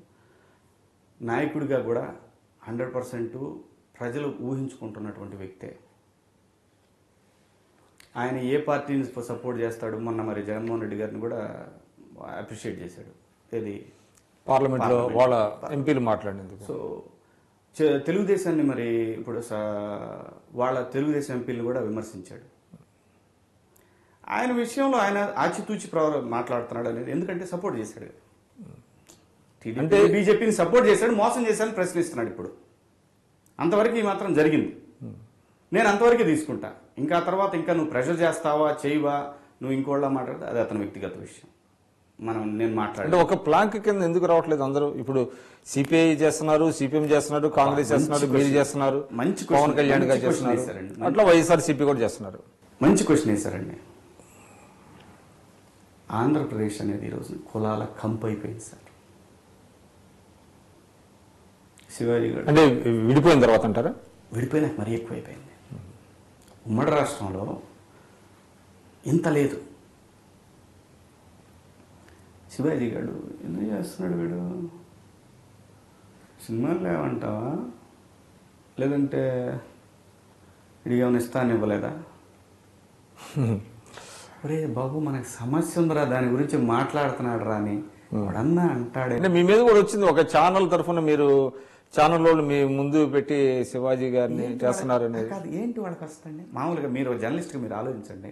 అంటే వినికిడి నేను ఓపెన్గా చెప్తున్నాను కదా, టీవీ9 నన్ను సపోర్ట్ చేస్తున్నాను. టీవీ9 చాలా అంశాలను సపోర్ట్ చేసింది. నేను పాపులర్ ఆర్టిస్ట్ని కాబట్టి, నేను తెలిసిన వాడిని కాబట్టి అందరికీ, నేను అడిగిన ప్రతి ఛానల్ ముందు నన్ను సపోర్ట్ చేశారు, ఆ తర్వాత వదిలేశారు. వాళ్ళు మాత్రం మాట ఇచ్చి మాట మీద నిలబడ్డారు. మిమ్మల్ని కొన్ని దళిత సంఘాలు కూడా మీకు సపోర్ట్ చేసినట్టు ఇప్పుడు కూడా ఉన్నారు. ఇప్పుడు కూడా వాళ్ళందరూ చేస్తున్నారు. ఇక్కడ ఏమైపోయిందంటే, what is the caste fact అంటే మీరు cost fact coming to that, ప్రతి రాజకీయ పార్టీలో కూడా, రాజకీయ పార్టీ కన్నా కూడా రాజకీయ పార్టీలో ఉండే కొంతమంది వ్యక్తులు, ఆయా సామాజిక వర్గాల్లో కొంతమంది దోలగాళ్ళు, వీళ్ళందరూ సోషల్ మీడియాలో చేరి కులాలను రెచ్చగొట్టుకుంటా ఆంధ్రప్రదేశ్ని పూర్తిగా ఆ వైపుకి తీసుకెళ్లారు. ఇదైతే నిజమండి. శివాజీ గడు ఏ క్యాస్ట్ అయితే ఇటు గురించి రాసిపడే, సుబ్బారావు ఏ క్యాస్ట్, విక్రమ్ గారు ఏ క్యాస్ట్ రాసే ఆపోజిట్. శివాజీ గారు వీడు కూడా మాట్లాడతాడా, వీడికి సినిమాలు లేకపోతే ఒరే బాబు నాకు సినిమాలు లేవు నాకు బాధ. మీకు సోకాళ్ళు నాయకుడు చంద్రబాబు నాయుడు గారైనా సొసైటీలో ఉన్న ఎవరైనా సరే ఏ వ్యక్తి అయినా సరే అందరికీ 2 కాళ్ళు ఒక తలకాయి అన్ని సామాన్లు అన్నీ ఎక్కువ ఈవెన్గానే ఇచ్చాడుగా. నా స్థాయికి నేను నా పరిస్థితికి నేను నా నేపథ్యానికి నేను ఇంత దూరం వచ్చి నేను గౌరవంగా బతికి ట్యాక్సులు కట్టుకుంటా అన్ని సక్రంగానే చేశాను. నేనేం సమాజంలో ఏమి దోచుకోలేదుగా. ఎవరిని మోసం చేసి వ్యాపారాల్లో లేదంటే బ్యాంకులను మోసం చేసో లేదంటే జనాన్ని మోసం చేసో లేదంటే రియల్ ఎస్టేట్లు పెట్టేసి అగ్రిగోల్డ్ లాగనో నేనేం చేయలేదే. శివాజీ చిన్న ఆర్టిస్టు. ఎవరండి ఈ సమాజంలో పెద్దవాళ్ళు? ఈ సమాజంలో ఇవాళ ఉన్నటువంటి సమాజంలో నేను పోల్చుకోవట్లేదండి, దయచేసి అర్థం చేసుకోండి. మీరు అంటే బెటర్ తర్వాత మీరు కాస్ట్ ఫ్యాక్టర్ ఎత్తారు. సో కులాల వారీగా ఈ సమాజం చీలిపోయిందన్నారు. దానికి పొలిటీషియన్స్ ఆర్ రెస్పాన్సిబుల్ అన్నారు. అది స్టింకింగ్ స్థాయికి చేరుతుందంటారు. అంటే అది అక్కడి నుంచి బయటపడేటానికి అవకాశం ఉందంటారా? అది మరింత రాటన్ అయ్యేటట్టు ఉందా? ఏంటి దానివల్ల ఫలితం ఏంటి? దుష్ఫలితాలు అన్నారు. ఎప్పుడో ఏదో ప్లేస్లో వెకటేస్తుంది. ఇప్పుడు మన ఉత్తరప్రదేశ్ ఎలక్షన్ ఉంది. ఉత్తరప్రదేశ్ ఎలక్షన్లో కొన్ని సామాజిక వర్గాలకి కుమ్మేస్తారు, గుద్దేస్తారు, ఏమి జరగల. జనానికి కావాల్సింది మాకు ఈ దరిద్రం వద్దు అనే స్థాయికి రావాలి. మన ఏపీలో రాలా, వస్తుంది, ఖచ్చితంగా వస్తుంది. ఆ అవకాశాన్ని బీజేపీ చెడగొట్టుకుంది. ఒక 3-4 ఆ బీజేపీ పార్టీలో 3-4 ఉన్నారండి. వాడిని నీడు తిట్ట, ఈయన్ని వాడు తిట్ట. ఆయనకి ఎక్కడ ఆస్తులు నేను ఒకటి చెప్ప, వాడి ఆస్తులు ఇక్కడ నేను ఈడు చెప్ప. ఇవి తప్పితే సంస్థాగతంగా మళ్ళీ వీళ్ళు ఎవరైనా నిలబడితే 4 ఓట్లు పడ్డాయంటే ఎవడికి ఓట్లు పడలా. అందరూ ఆ వార్డు కౌన్సిలర్ స్థాయినికే ఆగిపోయారు. అంటే పార్టీని ఎదగనివ్వట్లేదు. ఎదగనివ్వట్లే వీళ్ళు. అక్కడున్న రామ్ మాధవ్ వీళ్ళందరూ కూడా ఓహో ఒక కులం డామినేట్ చేస్తున్నాడు కదా, దాన్ని పడకూడదాం ముందు అసలు ఆ యాంగిల్లో వెళ్తున్నాడు. కానీ నిజంగా ఎవరు పనిచేశారు? భారతీయ జనతా పార్టీ ఇక్కడ వచ్చే అవకాశం ఎలా ఉంది? కొన్ని కులాల మధ్యన రాజకీయం ఆగిపోయింది, దీన్ని బద్దలు కొడదాము. కానీ కొన్ని స్టేట్స్లో అండి, అంటే మీరు చెప్తున్నారు బీజేపీ ఏదైతే ఏపీలో వాళ్ళు అనుసరిస్తున్న వ్యూహం తప్పు అనేటువంటిది మీ అభిప్రాయం? ఎప్పటికీ రాలేదు అది ఉంటే. కానీ కొన్ని రాష్ట్రాల్లో వాళ్ళు దృష్టి పెట్టి వాళ్ళ బలాన్ని పెంచుకునే దిశగా వెళ్తున్నారు. ఆగండి సార్, అక్కడే అదే భారతీయ జనతా పార్టీ ఉన్న రాష్ట్రాల్లో ఏ రాష్ట్రంలో కూడా సంపూర్ణమైన మెజారిటీ కానీ అధికారంలో కానీ మన ఎలక్షన్లో కూడా రాల. కాంగ్రెస్ వ్యతిరేకత, ఎస్పీ వ్యతిరేకత, మళ్ళీ కాంగ్రెస్ వ్యతిరేకత వాళ్ళకి కలిసి వచ్చిందే తప్పితే ఈరోజు కూడా వాళ్ళు ఎక్కడ కాన్సన్ట్రేషన్ చేస్తున్నారు? ఎక్కడ కాన్సన్ట్రేషన్ చేస్తారు? ఏదైతే యాంటీ ఇన్కంబెన్స్ ఎక్కడ ఉంటుందో 20 సంవత్సరాల నుంచి ఒరిస్సాలో ఉన్నారు, అక్కడ కాన్సన్ట్రేషన్ చేశారు. ఖచ్చితంగా యాంటీ ఇన్కంబెన్స్ ఉంటుంది. అంతేగాని ఆంధ్రప్రదేశ్ అనేది ఒక డిఫరెంట్ స్టేట్, ఎంటైర్ కంట్రీలో forward state, that to particularly east Coast, చాలా ఫార్వర్డ్ స్టేట్. వాళ్ళు థింకింగ్ అంతా కూడా డిఫరెంట్గా ఉంటుంది. ఆ జీను ఒక అభిప్రాయం ఉందండి. అంటే ఇక్కడ రాష్ట్ర బీజేపీని ఎదగనివ్వకుండా చంద్రబాబు గారు అడ్డుకుంటున్నారు. ఆయన ఒక ప్రాక్సీగా యాక్ట్ చేస్తా ఆయన చెప్పినటువంటి వ్యక్తిగా అది అధ్యక్ష పదవి ఇస్తున్నారు అనేటువంటిది లేదండి. అవన్నీ పిచ్చి మాట. చంద్రబాబు నాయుడు గారు ఏం చేయలేరు బీజేపీని ఆయన ఇన్ఫ్లుయెన్స్ చేయలేరు. నేను అది కూడా చెప్తున్నాను. అంటే సోము వీర్రాజు గారిని అధ్యక్షుడిగా పెట్టాలని అనుకున్నప్పుడు అదే చెప్తున్నా కదా, అది కాకుండా సోము వీర్రాజు ఈ వెంకయ్య నాయుడు మధ్య ఈ పార్టీ ఇట్లా అయిపోయింది. ఓకే, నేను సోము వీర్రాజు గారు కూడా నాకేం శత్రువు కాదండి. అతను ఆయన మనల్ని మిస్అండర్స్టాండ్ చేసుకున్నాడు, కానీ నాకేం అతను శత్రువు కాదు. ఆయన ఒకటి మాట్లాడితే నేను 2 మాట్లాడతాను. ఎందుకంటే నేను పనిచేశాను పార్టీ కాదు. ఇక్కడ వ్యక్తుల గౌరవం, పార్టీలు ఇవన్నీ తర్వాత. అంటే ఆయన ఇన్ఫ్లుయెన్స్ అయితే లేదు, చంద్రబాబు గారి ఇన్ఫ్లుయెన్స్ అయితే చాలా మంది మాట్లాడండి. వీళ్ళు కొట్టుకోవడానికి పార్టీ నాశనమైందండి. చంద్రబాబు నాయుడు ఇప్పుడు వెంకయ్యనాయుడు గారికి ఏంటి? వెంకయ్యనాయుడు గారికి ఆయన పరపతి ఆయనకు కావాలి కేంద్రంలో. ఇప్పుడు ఇక్కడ బీజేపీ రాష్ట్ర స్థాయిలో ఒక లెవెల్కి వచ్చింది అనుకోండి, ఆయనే నడదు. అది ఆయన భగవంతుడికి ఆయనకే తెలియాలి. ఏమండి ఇన్నిసార్లు బీజేపీ అధికారంలోకి వచ్చిన పట్టుమని 10 సీట్లు కూడా ఆంధ్రప్రదేశ్లో రావండి, మీరు ఆలోచించండి. కానీ శివాజీ గారు అంటే you are relatively newcomer in BJP. Yeah, definitely. Venkaiah Naidu Very గారు newcomer. Very newcomer. Venkaiah Naidu గారు వెంకయ్య నాయుడు గారు is towering personality. Of course such a capable person. Such a capable. Yes. అయితే మీరు ఆయన ఒక ట్రస్ట్ ఏదైతే స్వర్ణ భారతి ట్రస్ట్ దాదాపు ఒక 25 సంవత్సరాల నుంచి ఆయన రన్ చేస్తున్నారు, నెల్లూరులో కానివ్వండి మిగతా చోట్ల. అయితే మీరు మీ ఫేస్బుక్ పోస్టింగ్స్లో చూశాను నేను, ఇక్కడ తెలంగాణలో కానివ్వండి విజయవాడ పరిసర ప్రాంతాల్లో ఆయన ఇటీవల కాలంలో పెట్టినటువంటి స్వర్ణ భారత్ ట్రస్ట్ వెనక కొంత అవినీతి ఉంది అనేటువంటి రిమార్క్స్ మీరు చేయటంలో, అవినీతి అని నేను అనలేదండి, అంటే ఆయన ఆస్తులు పెంచుకుంటున్నారనే పెంచుకున్నారు అన్నాను. నేను ఏదైనా సార్ ట్రస్ట్ అనేది ఆయన ఆస్తి కాదు కదా. చెప్తాను. మీరు ఫస్ట్ టైం అధికారం ఉన్నప్పుడు ట్రస్ట్ పెట్టారు, మీరు అధికారం కోల్పోయిన తర్వాత ఇంకెక్కడా లేవు బ్రాంచ్లు, మళ్ళీ మీరు అధికారంలోకి వచ్చారు, మళ్ళీ బ్రాంచ్లు ఓపెన్ చేశారు. దీన్ని ఏమని అర్థం చేసుకోవాలి? క్విట్ ప్రోకనా? ఆబ్వియస్లీ ఈ దేశంలో ఉన్న ఈ రాజకీయ నాయకులు నడిపే ట్రస్టుల మీద ఒక సిబిఐ ఎంక్వైరీ చేసి, లేదా సుప్రీంకోర్టు సిట్టింగ్ జడ్జి తోటి ఎంక్వైరీ చేసి, అన్ని ట్రస్టులు, నేను వెంకయ్యనాయుడు గారిని పర్టికులర్గా ఆయన విమర్శించాలని కూడా కాదు నా ఉద్దేశం, క్విట్ ప్రోకో మీ దగ్గర నుంచే స్టార్ట్ అయింది, ట్రస్టుల దగ్గర నుంచే స్టార్ట్ అయింది. అది ఈ రోజున ఈ మధ్య ఈ ట్రస్టుల మీద ఆడిట్ చేయాలంటే కూడా సుప్రీంకోర్టుకి వెళ్ళి స్టే తెచ్చుకున్నారు వీళ్ళంతా. అసలు అంటే భారతీయ జనతా పార్టీయే ఇక్కడ ఉన్నటువంటి అన్ని రెగ్యులేట్ చేయాలి ఎన్జిఓస్ అనేటువంటి దాన్ని ఏదో ఒక యాక్ట్ తీసుకొచ్చింది, ఇది అధికారంలోకి రాగానే, మోడీ గారు రాగానే. సో వాళ్ళే అంటే that also includes Swarna Bharati trust అవుతుంది కదా. అదే నేను చేయండి, ఆడిట్ చేయండి, మొత్తానికి ఆడిట్ చేయండి, క్లియర్ కట్ ఆడిట్ చేయట్లేదని మీ చేయట్లేదు కదా. ఎక్కడ ఆడిట్? ఊరికే మీరు ఓన్లీ ట్యాక్స్ ఫైల్ చేస్తారు, దట్స్ ఇట్. ఎగ్జామ్షన్ ఉంది మీకు, ఎవరిని అడిగినా కానీ కోర్టులు వస్తాయి, ఎవరిని అడిగినా కానీ బిల్డింగ్లు ఎవడో కడతాడు. అరే మిగతా ట్రస్టులు కట్టరే ఇలాగా, మీ ట్రస్టులకి ఎందుకు ఇంత డబ్బులు వస్తాయి? శివాజీ గారు అంటే చెప్పండి, అంటే మీరు ప్రత్యేక హోదా కోసం ఒక ఉద్యమం లాంటిది తీసుకున్నారు, ఆ ఉద్యమం క్రమంలో మీరు మీ సొంత పార్టీని వ్యతిరేకించారు, మీ మిత్రపక్షమైనటువంటి తెలుగుదేశాన్ని మీద విమర్శలు చేస్తున్నారు. కానీ ఆ అంశానికి పరిమితం కాకుండా మిమ్మల్ని అంటే ఈ ప్రత్యేక హోదాని అడ్డుకుంటున్నారు అనేటువంటి దుగ్ధతో వెంకయ్య నాయుడు గారి మీద, చంద్రబాబు గారి మీద అంటే ఇటువంటి విమర్శలు చేయడం అవసరమా?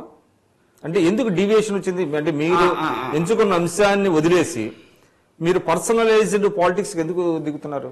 అంటే మీరే అవసరం లేదని చెప్తూ ఉంటే ఈ రోజున ఈ చేత్తో ఇస్తే ఏంటి, ఈ చేత్తో ఇస్తే ఏంటి, దాన్ని అంత వెటకారంగా 1000 అయితే ఏంది, 500 అయితే ఏంది, ఏదైతే ఏమైందండి, మనకి ఈఏపీలు ఇస్తున్నారు కదండి, మీ ఇష్టానికి మీరు గంటకో మాట మాట్లాడితే మేము పిచ్చోళ్ళమా జనం?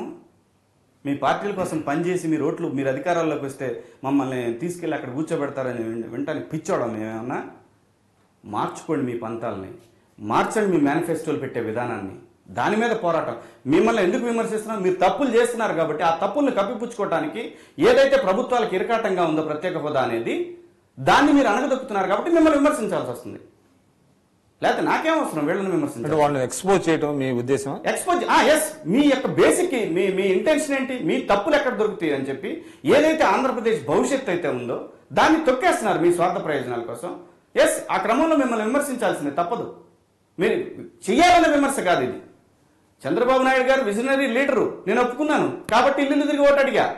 అదే విజనరీ లీడరు ఈ రోజున ఎటువంటి పని చేయకుండా ఓన్లీ పేపర్లు టీవీలు కూర్చోబెట్టుకుని నువ్వేదో ప్రమోషన్ చేసుకుంటా వెళ్ళిపోయి ఈవెంట్ మేనేజ్మెంట్లు చేసుకుంటూ వెళ్ళిపోతే ఏంటి అభివృద్ధి అక్కడ? 1400 కోట్ల రూపాయలు పెట్టి పట్టిసీమ ప్రాజెక్టు పెడితే ఈ సంవత్సరం ఆఖరికి నువ్వు 18 ఆఖరికి నువ్వు నీళ్ళు ఇస్తా అన్నప్పుడు వాటర్ ట్యాంకులతో తోలితే 400 కోట్లు అయ్యేది, నువ్వు ఇచ్చిన 45 టీఎంసీలు వాటర్ ట్యాంకులతో తోలితే. ఎవడి తాతగాడి సొమ్మని ఖర్చు పెడుతున్నారు మీరు? 1400 కోట్ల రూపాయలు అవుతాయి ఆ ప్రాజెక్ట్. అదే ఆల్రెడీ కాలువలు దవ్వి పొలాల ఎక్విజేషన్ జరిగి ఇవన్నీ చేసిందని 1400 కోట్లు అవుతాయా? అవుతాయి అని అంటారు, మేము కూడా అవుతాయి. ఓకే అండి, అయ్యింది. ఏం ఒరిగిందండి? మళ్ళీ నెక్స్ట్ ఇయర్ ఇస్తానంటండి, మళ్ళీ పక్కన పురుషోత్పట్నానికి మళ్ళీ ఓపెన్ చేస్తానంటండి. ఎవరి తాతగారి సొమ్మని నువ్వు పిండాలు పెట్టుకునే ప్రోగ్రామ్ని ఫెస్టివల్గా మార్చేసి 4000 కోట్ల రూపాయలు ఖర్చు పెడతారండి మీరు? ఆంధ్రప్రదేశ్ చితికున్న పరిస్థితుల్లో ఒక పిండం పెట్టుకుని, నా తాతకి నేను పిండం పెట్టుకునే దానికి నువ్వు దాన్ని పెళ్లిలాగా చేస్తావా? పుష్కరాలండి. ఆంధ్రప్రదేశ్లో పుట్టిన కృష్ణానది పుట్టినటువంటి ప్రాంతంలో దిక్కులేదు. 120 సంవత్సరాలకు పైగా తెల్లోడు కూడా చేశాడు పుష్కరాలు. ఇంత విచ్చలవిడితనం చేయలేదు ఎవడు. ఇన్ని వేల కోట్లండి. పిండ ప్రధానానికి ఇన్ని వేల కోట్లండి. బడులు లేక, బడుల్లో బాత్రూములు లేక ఆడపిల్లలు స్కూళ్ళు మానేసిపోతూ ఉంటే మీకు కనిపిస్తలేదండి? మంచినీళ్ళు లేక ఆడవాళ్ళు కుండలు ఎత్తుకొని మైళ్ళు వెళ్తుంటే మీకు కనపట్టలేదండి? నేను చిన్నప్పటి నుంచి అనంతపురం ఎడారికి మారుతుంది, 45 సంవత్సరాలు వచ్చినాయి నాకు, అయినా అనంతపురం ఎడారిగానే మారుతుందని మాట్లాడతారు మీరంతా. ఎక్కడుంది మీ విజనరీ? ఏ లీడర్? నేను ఒక లీడర్ని అంటలే. ఎంతకాలం భరిస్తారు? నాకు అప్పుడప్పుడు అనిపిస్తూ ఉంటుంది, నక్సలైట్లకి నాలాగా మాట్లాడేవాడికి ఎప్పటికీ సమాధానం దొరకదు ఇక్కడ. ఇటువంటి రాజకీయ నాయకులు ఉన్న పరిస్థితుల్లో సమాధానం దొరకదు అనిపిస్తుంది. సో వాళ్ళని ఎక్స్పోజ్ చేయడం మీ ఉద్దేశం? వాళ్ళ తప్పుల్ని ఎండగట్టడం నా ఉద్దేశం. వాళ్ళని ఎక్స్పోజ్ ఆ ప్లేస్ లో రేపు కానీ వెంకయ్య నాయుడు గారు ఒకటి అన్నారు, అంటే ఈవెన్ పవన్ కళ్యాణ్ గారిని ఉద్దేశించి ఎవరైతే ప్రత్యేక హోదా కావాలంటున్నారో వాళ్ళకి అవగాహన లేదు, అవగాహన లేని వాళ్ళకు మనం ఏం చెప్పగలం అనేటువంటి మాట కూడా మాట్లాడారు. అవగాహన ఎవరికి లేదు, అవగాహన అనేది ప్రజల గనక వస్తే ఒక్క క్షణం కూడా మీరు మీ ప్లేస్లో ఉండలేరు. అవగాహన రాహిత్యంలో బతకనిస్తున్నారు ప్రజల్ని. అవగాహన కల్పించే పరిస్థితులు అట్లా. ఎక్కడైనా సరే ఏ పథకం పెట్టినా డిమానిటైజేషన్, ఉదాహరణ డిమానిటైజేషన్ అనేది ఫస్ట్ రోజు చెప్పింది ఏంటి? నల్లధనాన్ని వెలికి తీయటం దీని ఉద్దేశం అన్నారు. అది వారం 10 రోజులు నెలకు వచ్చిన తర్వాత లేదు, ఏం మనీ అండి అది? బ్లాక్ మనీ కాదు, క్యాష్లెస్ ఎకానమీ. క్యాష్లెస్ ఎకానమీ పోయింది.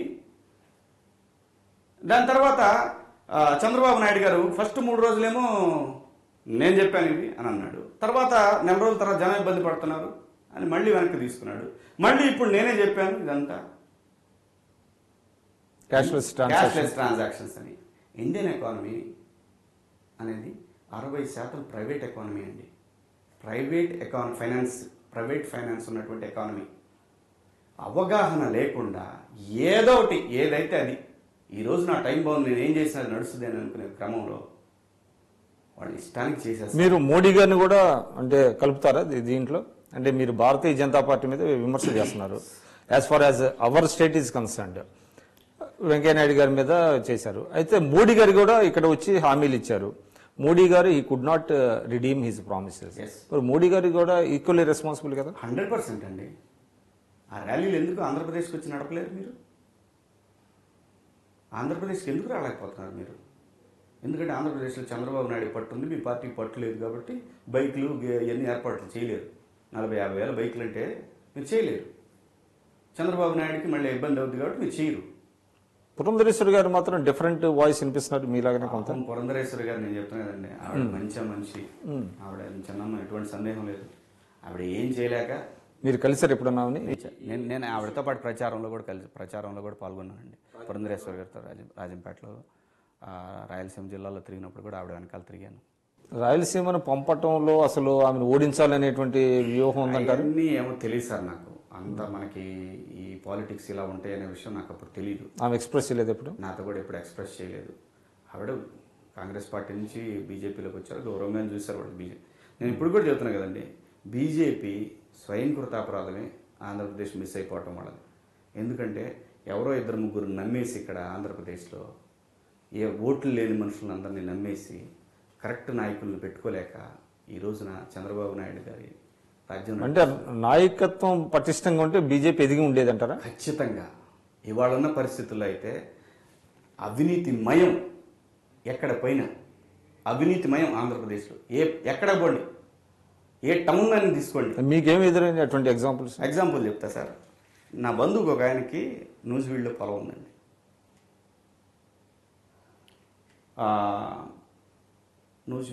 నూజివీడు దగ్గర పొలం ఉంది. 1948 దగ్గర నుంచి వరుసన శిస్తులు ఉన్నాయి, స్వాధ్యతము అన్నీ క్లియర్గా ఉన్నాయి.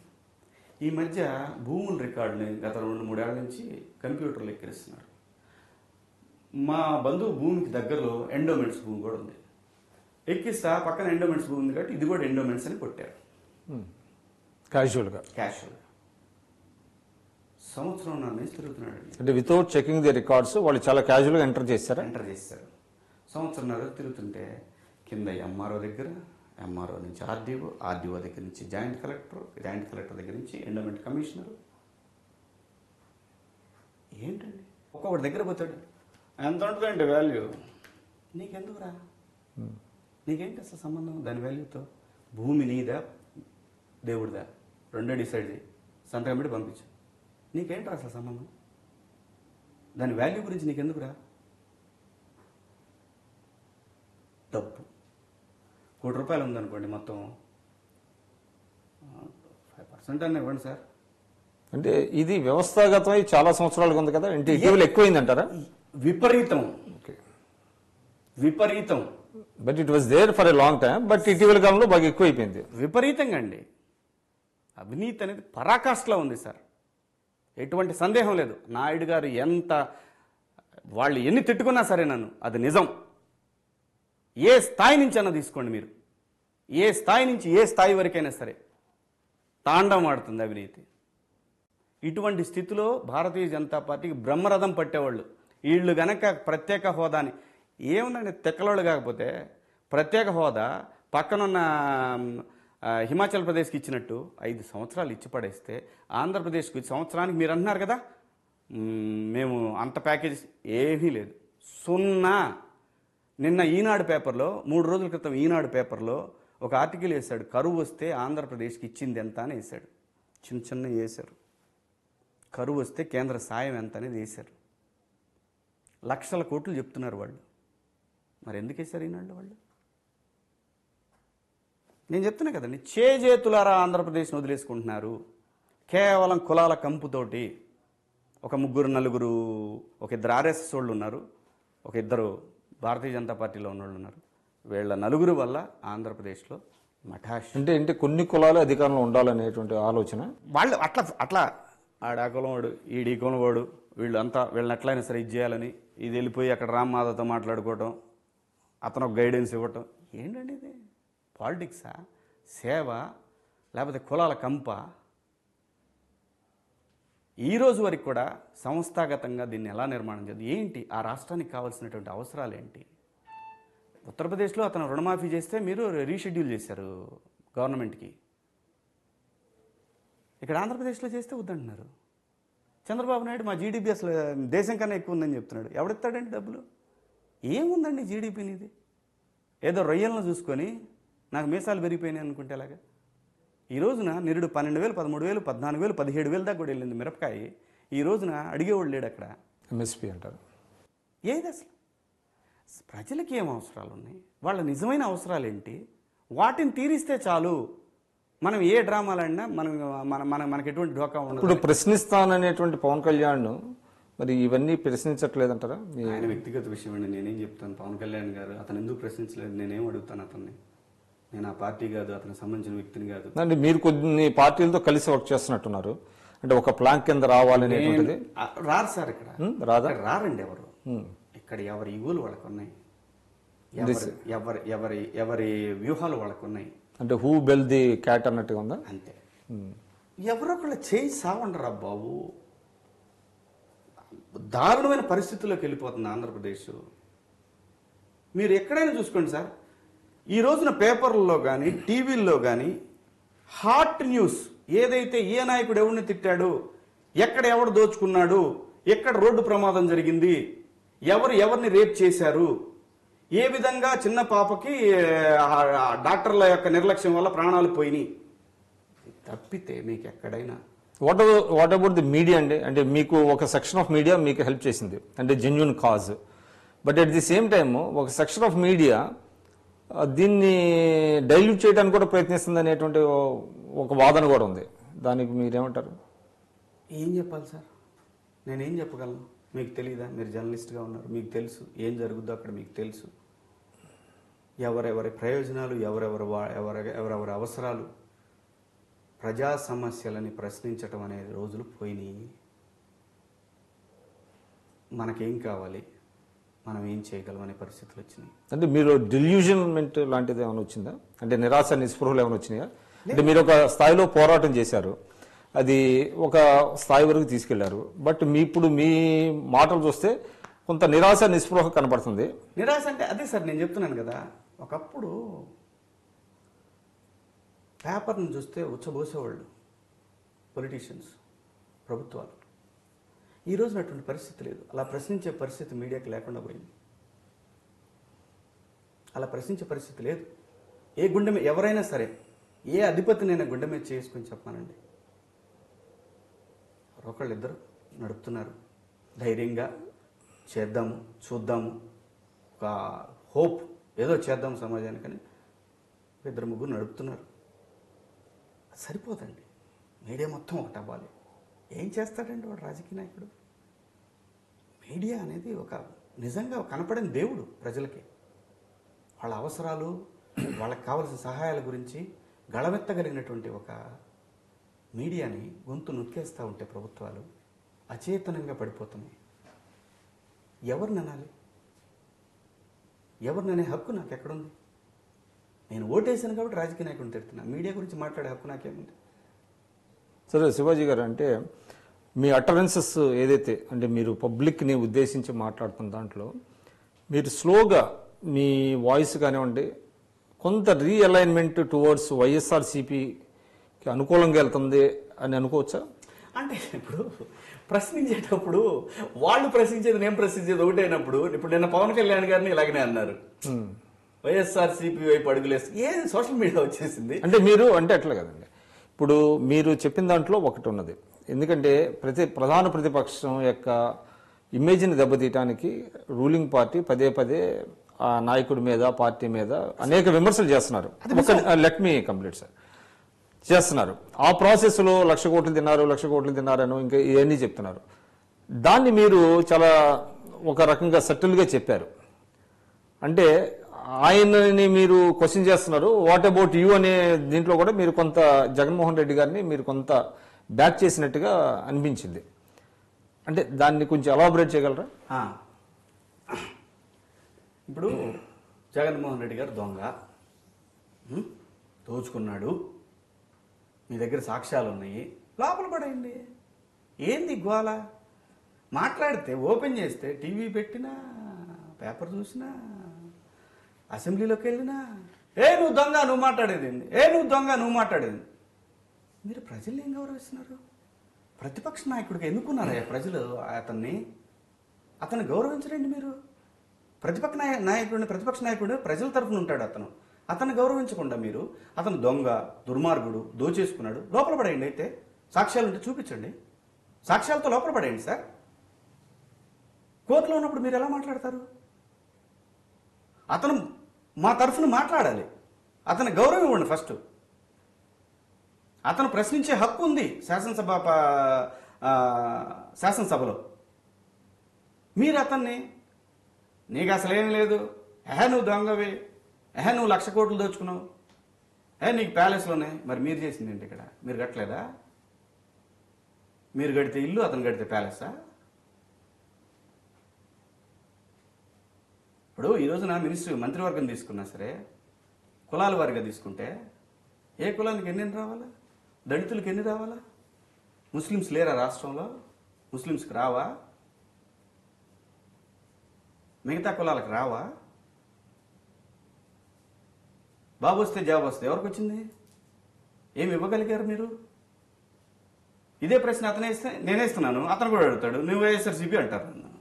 అంతకుముందు వాళ్ళేమో నేను టీడీపీకి సపోర్ట్ చేస్తున్నా అన్నారు వాళ్ళు. బీజేపీ వాళ్ళని అడిగితేనేమో మన ఎవరో ఒక అతను అంటాడు, ఒక నటుడు అమెరికాలో ఉన్నాడు, అతను ఇక్కడ ఒక తెలుగుదేశం పార్టీ ఎమ్మెల్యే ప్రోత్సాహంతో మమ్మల్ని విమర్శిస్తున్నాడు. బీజేపీ వాళ్ళు అన్నారు. బీజేపీ అతను. అంటే అంత మానసిక దౌర్భాగ్యం, అంత దరిద్రంలో నేను బతకట్లేదు. నేను చంద్రబాబు నాయుడు గారిని విమర్శించాను, వెంకయ్యనాయుడు గారిని విమర్శించాను. ఎవరో ఒక ఎమ్మెల్యే చెప్తే అతని కోసం నేను వెళ్ళిపోయి బీజేపీని తిట్టడం. బీజేపీ నాకు సొంత పార్టీ, నేనున్న పార్టీని నేను తిట్టను. పార్టీలో ఉన్న వ్యక్తుల నిర్ణయాలను తిడుతున్నా, ఆ నిర్ణయాలు చేసే వ్యక్తులను తిడుతున్నా, ఆ చేసే వ్యక్తులు ఇన్ఫ్లుయెన్స్ చేసేవాళ్ళని తిడుతున్నా. ఎందుకురా నాశనం చేస్తున్నారు ఆంధ్రప్రదేశ్లో బీజేపీ నుంచి తిడుతున్నా. వాళ్ళు మిమ్మల్ని ఎక్స్పెల్ చేస్తే చేసుకో, చీపితే ఊడే ముక్క, అది ఉంటే ఏంటి పోతే ఏంటి. నాకు కొంతమంది అదే ముక్కుతో ఏలాడుతూ ఉంటారు పాపం, మంచోళ్ళు బీజేపీలో ఉన్న, లైక్ పురంధరేశ్వరి గారు లాంటి వాళ్ళు కానివ్వండి. అంటే ఆవిడ కూడా అంతే కదా, ఏం చేయగలదు ఆవిడ పాపం. ఆవిడని అంటే ఆవిడ చెప్తే వెన్నిచ్చేవాళ్ళారా? ఆవిడకి తెలియదా ప్రత్యేక హోదా ఎంత అవసరం ఈ ప్రాంతానికి, ఎంత డబ్బులు ఇచ్చారు? ఏమండి, చంద్రబాబు నాయుడు గారిని ఒక క్వశ్చన్ వేస్తాను నేను ఇప్పుడు, సందర్భం వచ్చింది కాబట్టి. వాళ్ళేమో 1,60,000 కోట్లు ఇచ్చారని చెప్తావు, నువ్వు 36,000 కోట్లు అప్పెందుకు చేసివా అసలు? ఇప్పుడు 33,000 కోట్లు ఈ 3 సంవత్సరాల్లో 33,000 కోట్లు మా నెత్తన వేసావు నువ్వు. ఎక్కడి నుంచి వేసావు, ఎందుకు వేసావు? పాత అప్పులు కట్టడానికి కావచ్చు, ఇంకోటి కావచ్చు. మరి వాళ్ళు ఇచ్చిన డబ్బులు ఏమైనాయి?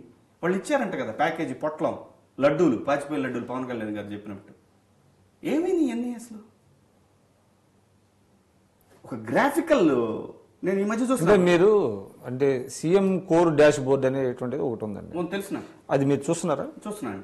అంటే ఏ సెక్టార్ లో ఎంత ఖర్చు పెడుతున్నారు, అప్పులు ఎందుకు తీసుకొస్తున్నారు, ఇవన్నీ మీరు ఫాలో అవుతున్నారా? ఫాలో అవుతున్నాండి. ఫాలో ఏం లేదండి, మసి పూసి మారేడుగా ఇన్ని ఉన్న డాష్ బోర్డులు లాస్ట్ ఇయర్ కాకు తిడితే ఈ ఇయర్ సవరించుకుంటాం కదా, అది జరగలేదే. మళ్ళీ కాగు తిట్టిందిగా. ఏ డబ్బు ఏది అసలు? లోటు బడ్జెట్ ఏది? ఎవడిచ్చాడు? వీళ్ళు ఇవి కాకుండా ఆంధ్రప్రదేశ్కి అదనంగా 3,500 కోట్ల రూపాయలు ప్రత్యేక హోదా వచ్చేదానికంటే ఎక్కువ ఇచ్చారు. ఒకదానికి ఏమన్నా సంబంధం ఉందా అండి? ఇంత అన్యాయంగా మోసం చేస్తున్నా కూడా దరిద్రమైనటువంటి మనస్తత్వాలతోటి ప్రజల్ని విడదీసి కులాల వారీగా సాబగుట్టి చన్నీళ్ళు పోస్తున్నారు సార్. అంటే మీరు కులాల వారీగా విడదీస్తున్నారు అంటున్నారు, మళ్ళీ అట్ ది సేమ్ టైం మీరు కూడా కులాల వారీగా ఎన్ని సీట్లు ఇచ్చారు అని మళ్ళీ మీరు కులాల గురించి చెప్తున్నారు. అంటే సోషల్ మీడియాను దృష్టిలో పెట్టుకుని నేను మాట్లాడుతున్నా. వీళ్ళు ఈ సమస్య, ఆంధ్రప్రదేశ్ ఉన్న సమస్యని ఇది మాట్లాడుకోవాలి కదా. చంద్రబాబు నాయుడు గారిని, జగన్మోహన్ రెడ్డిని, పవన్ కళ్యాణ్ గారిని, ఇంకొకరిని XYZ వీటి గురించి మాట్లాడటం ఏంటండి? మన సమస్య ఇది, ఆంధ్రప్రదేశ్ సమస్య ఇది.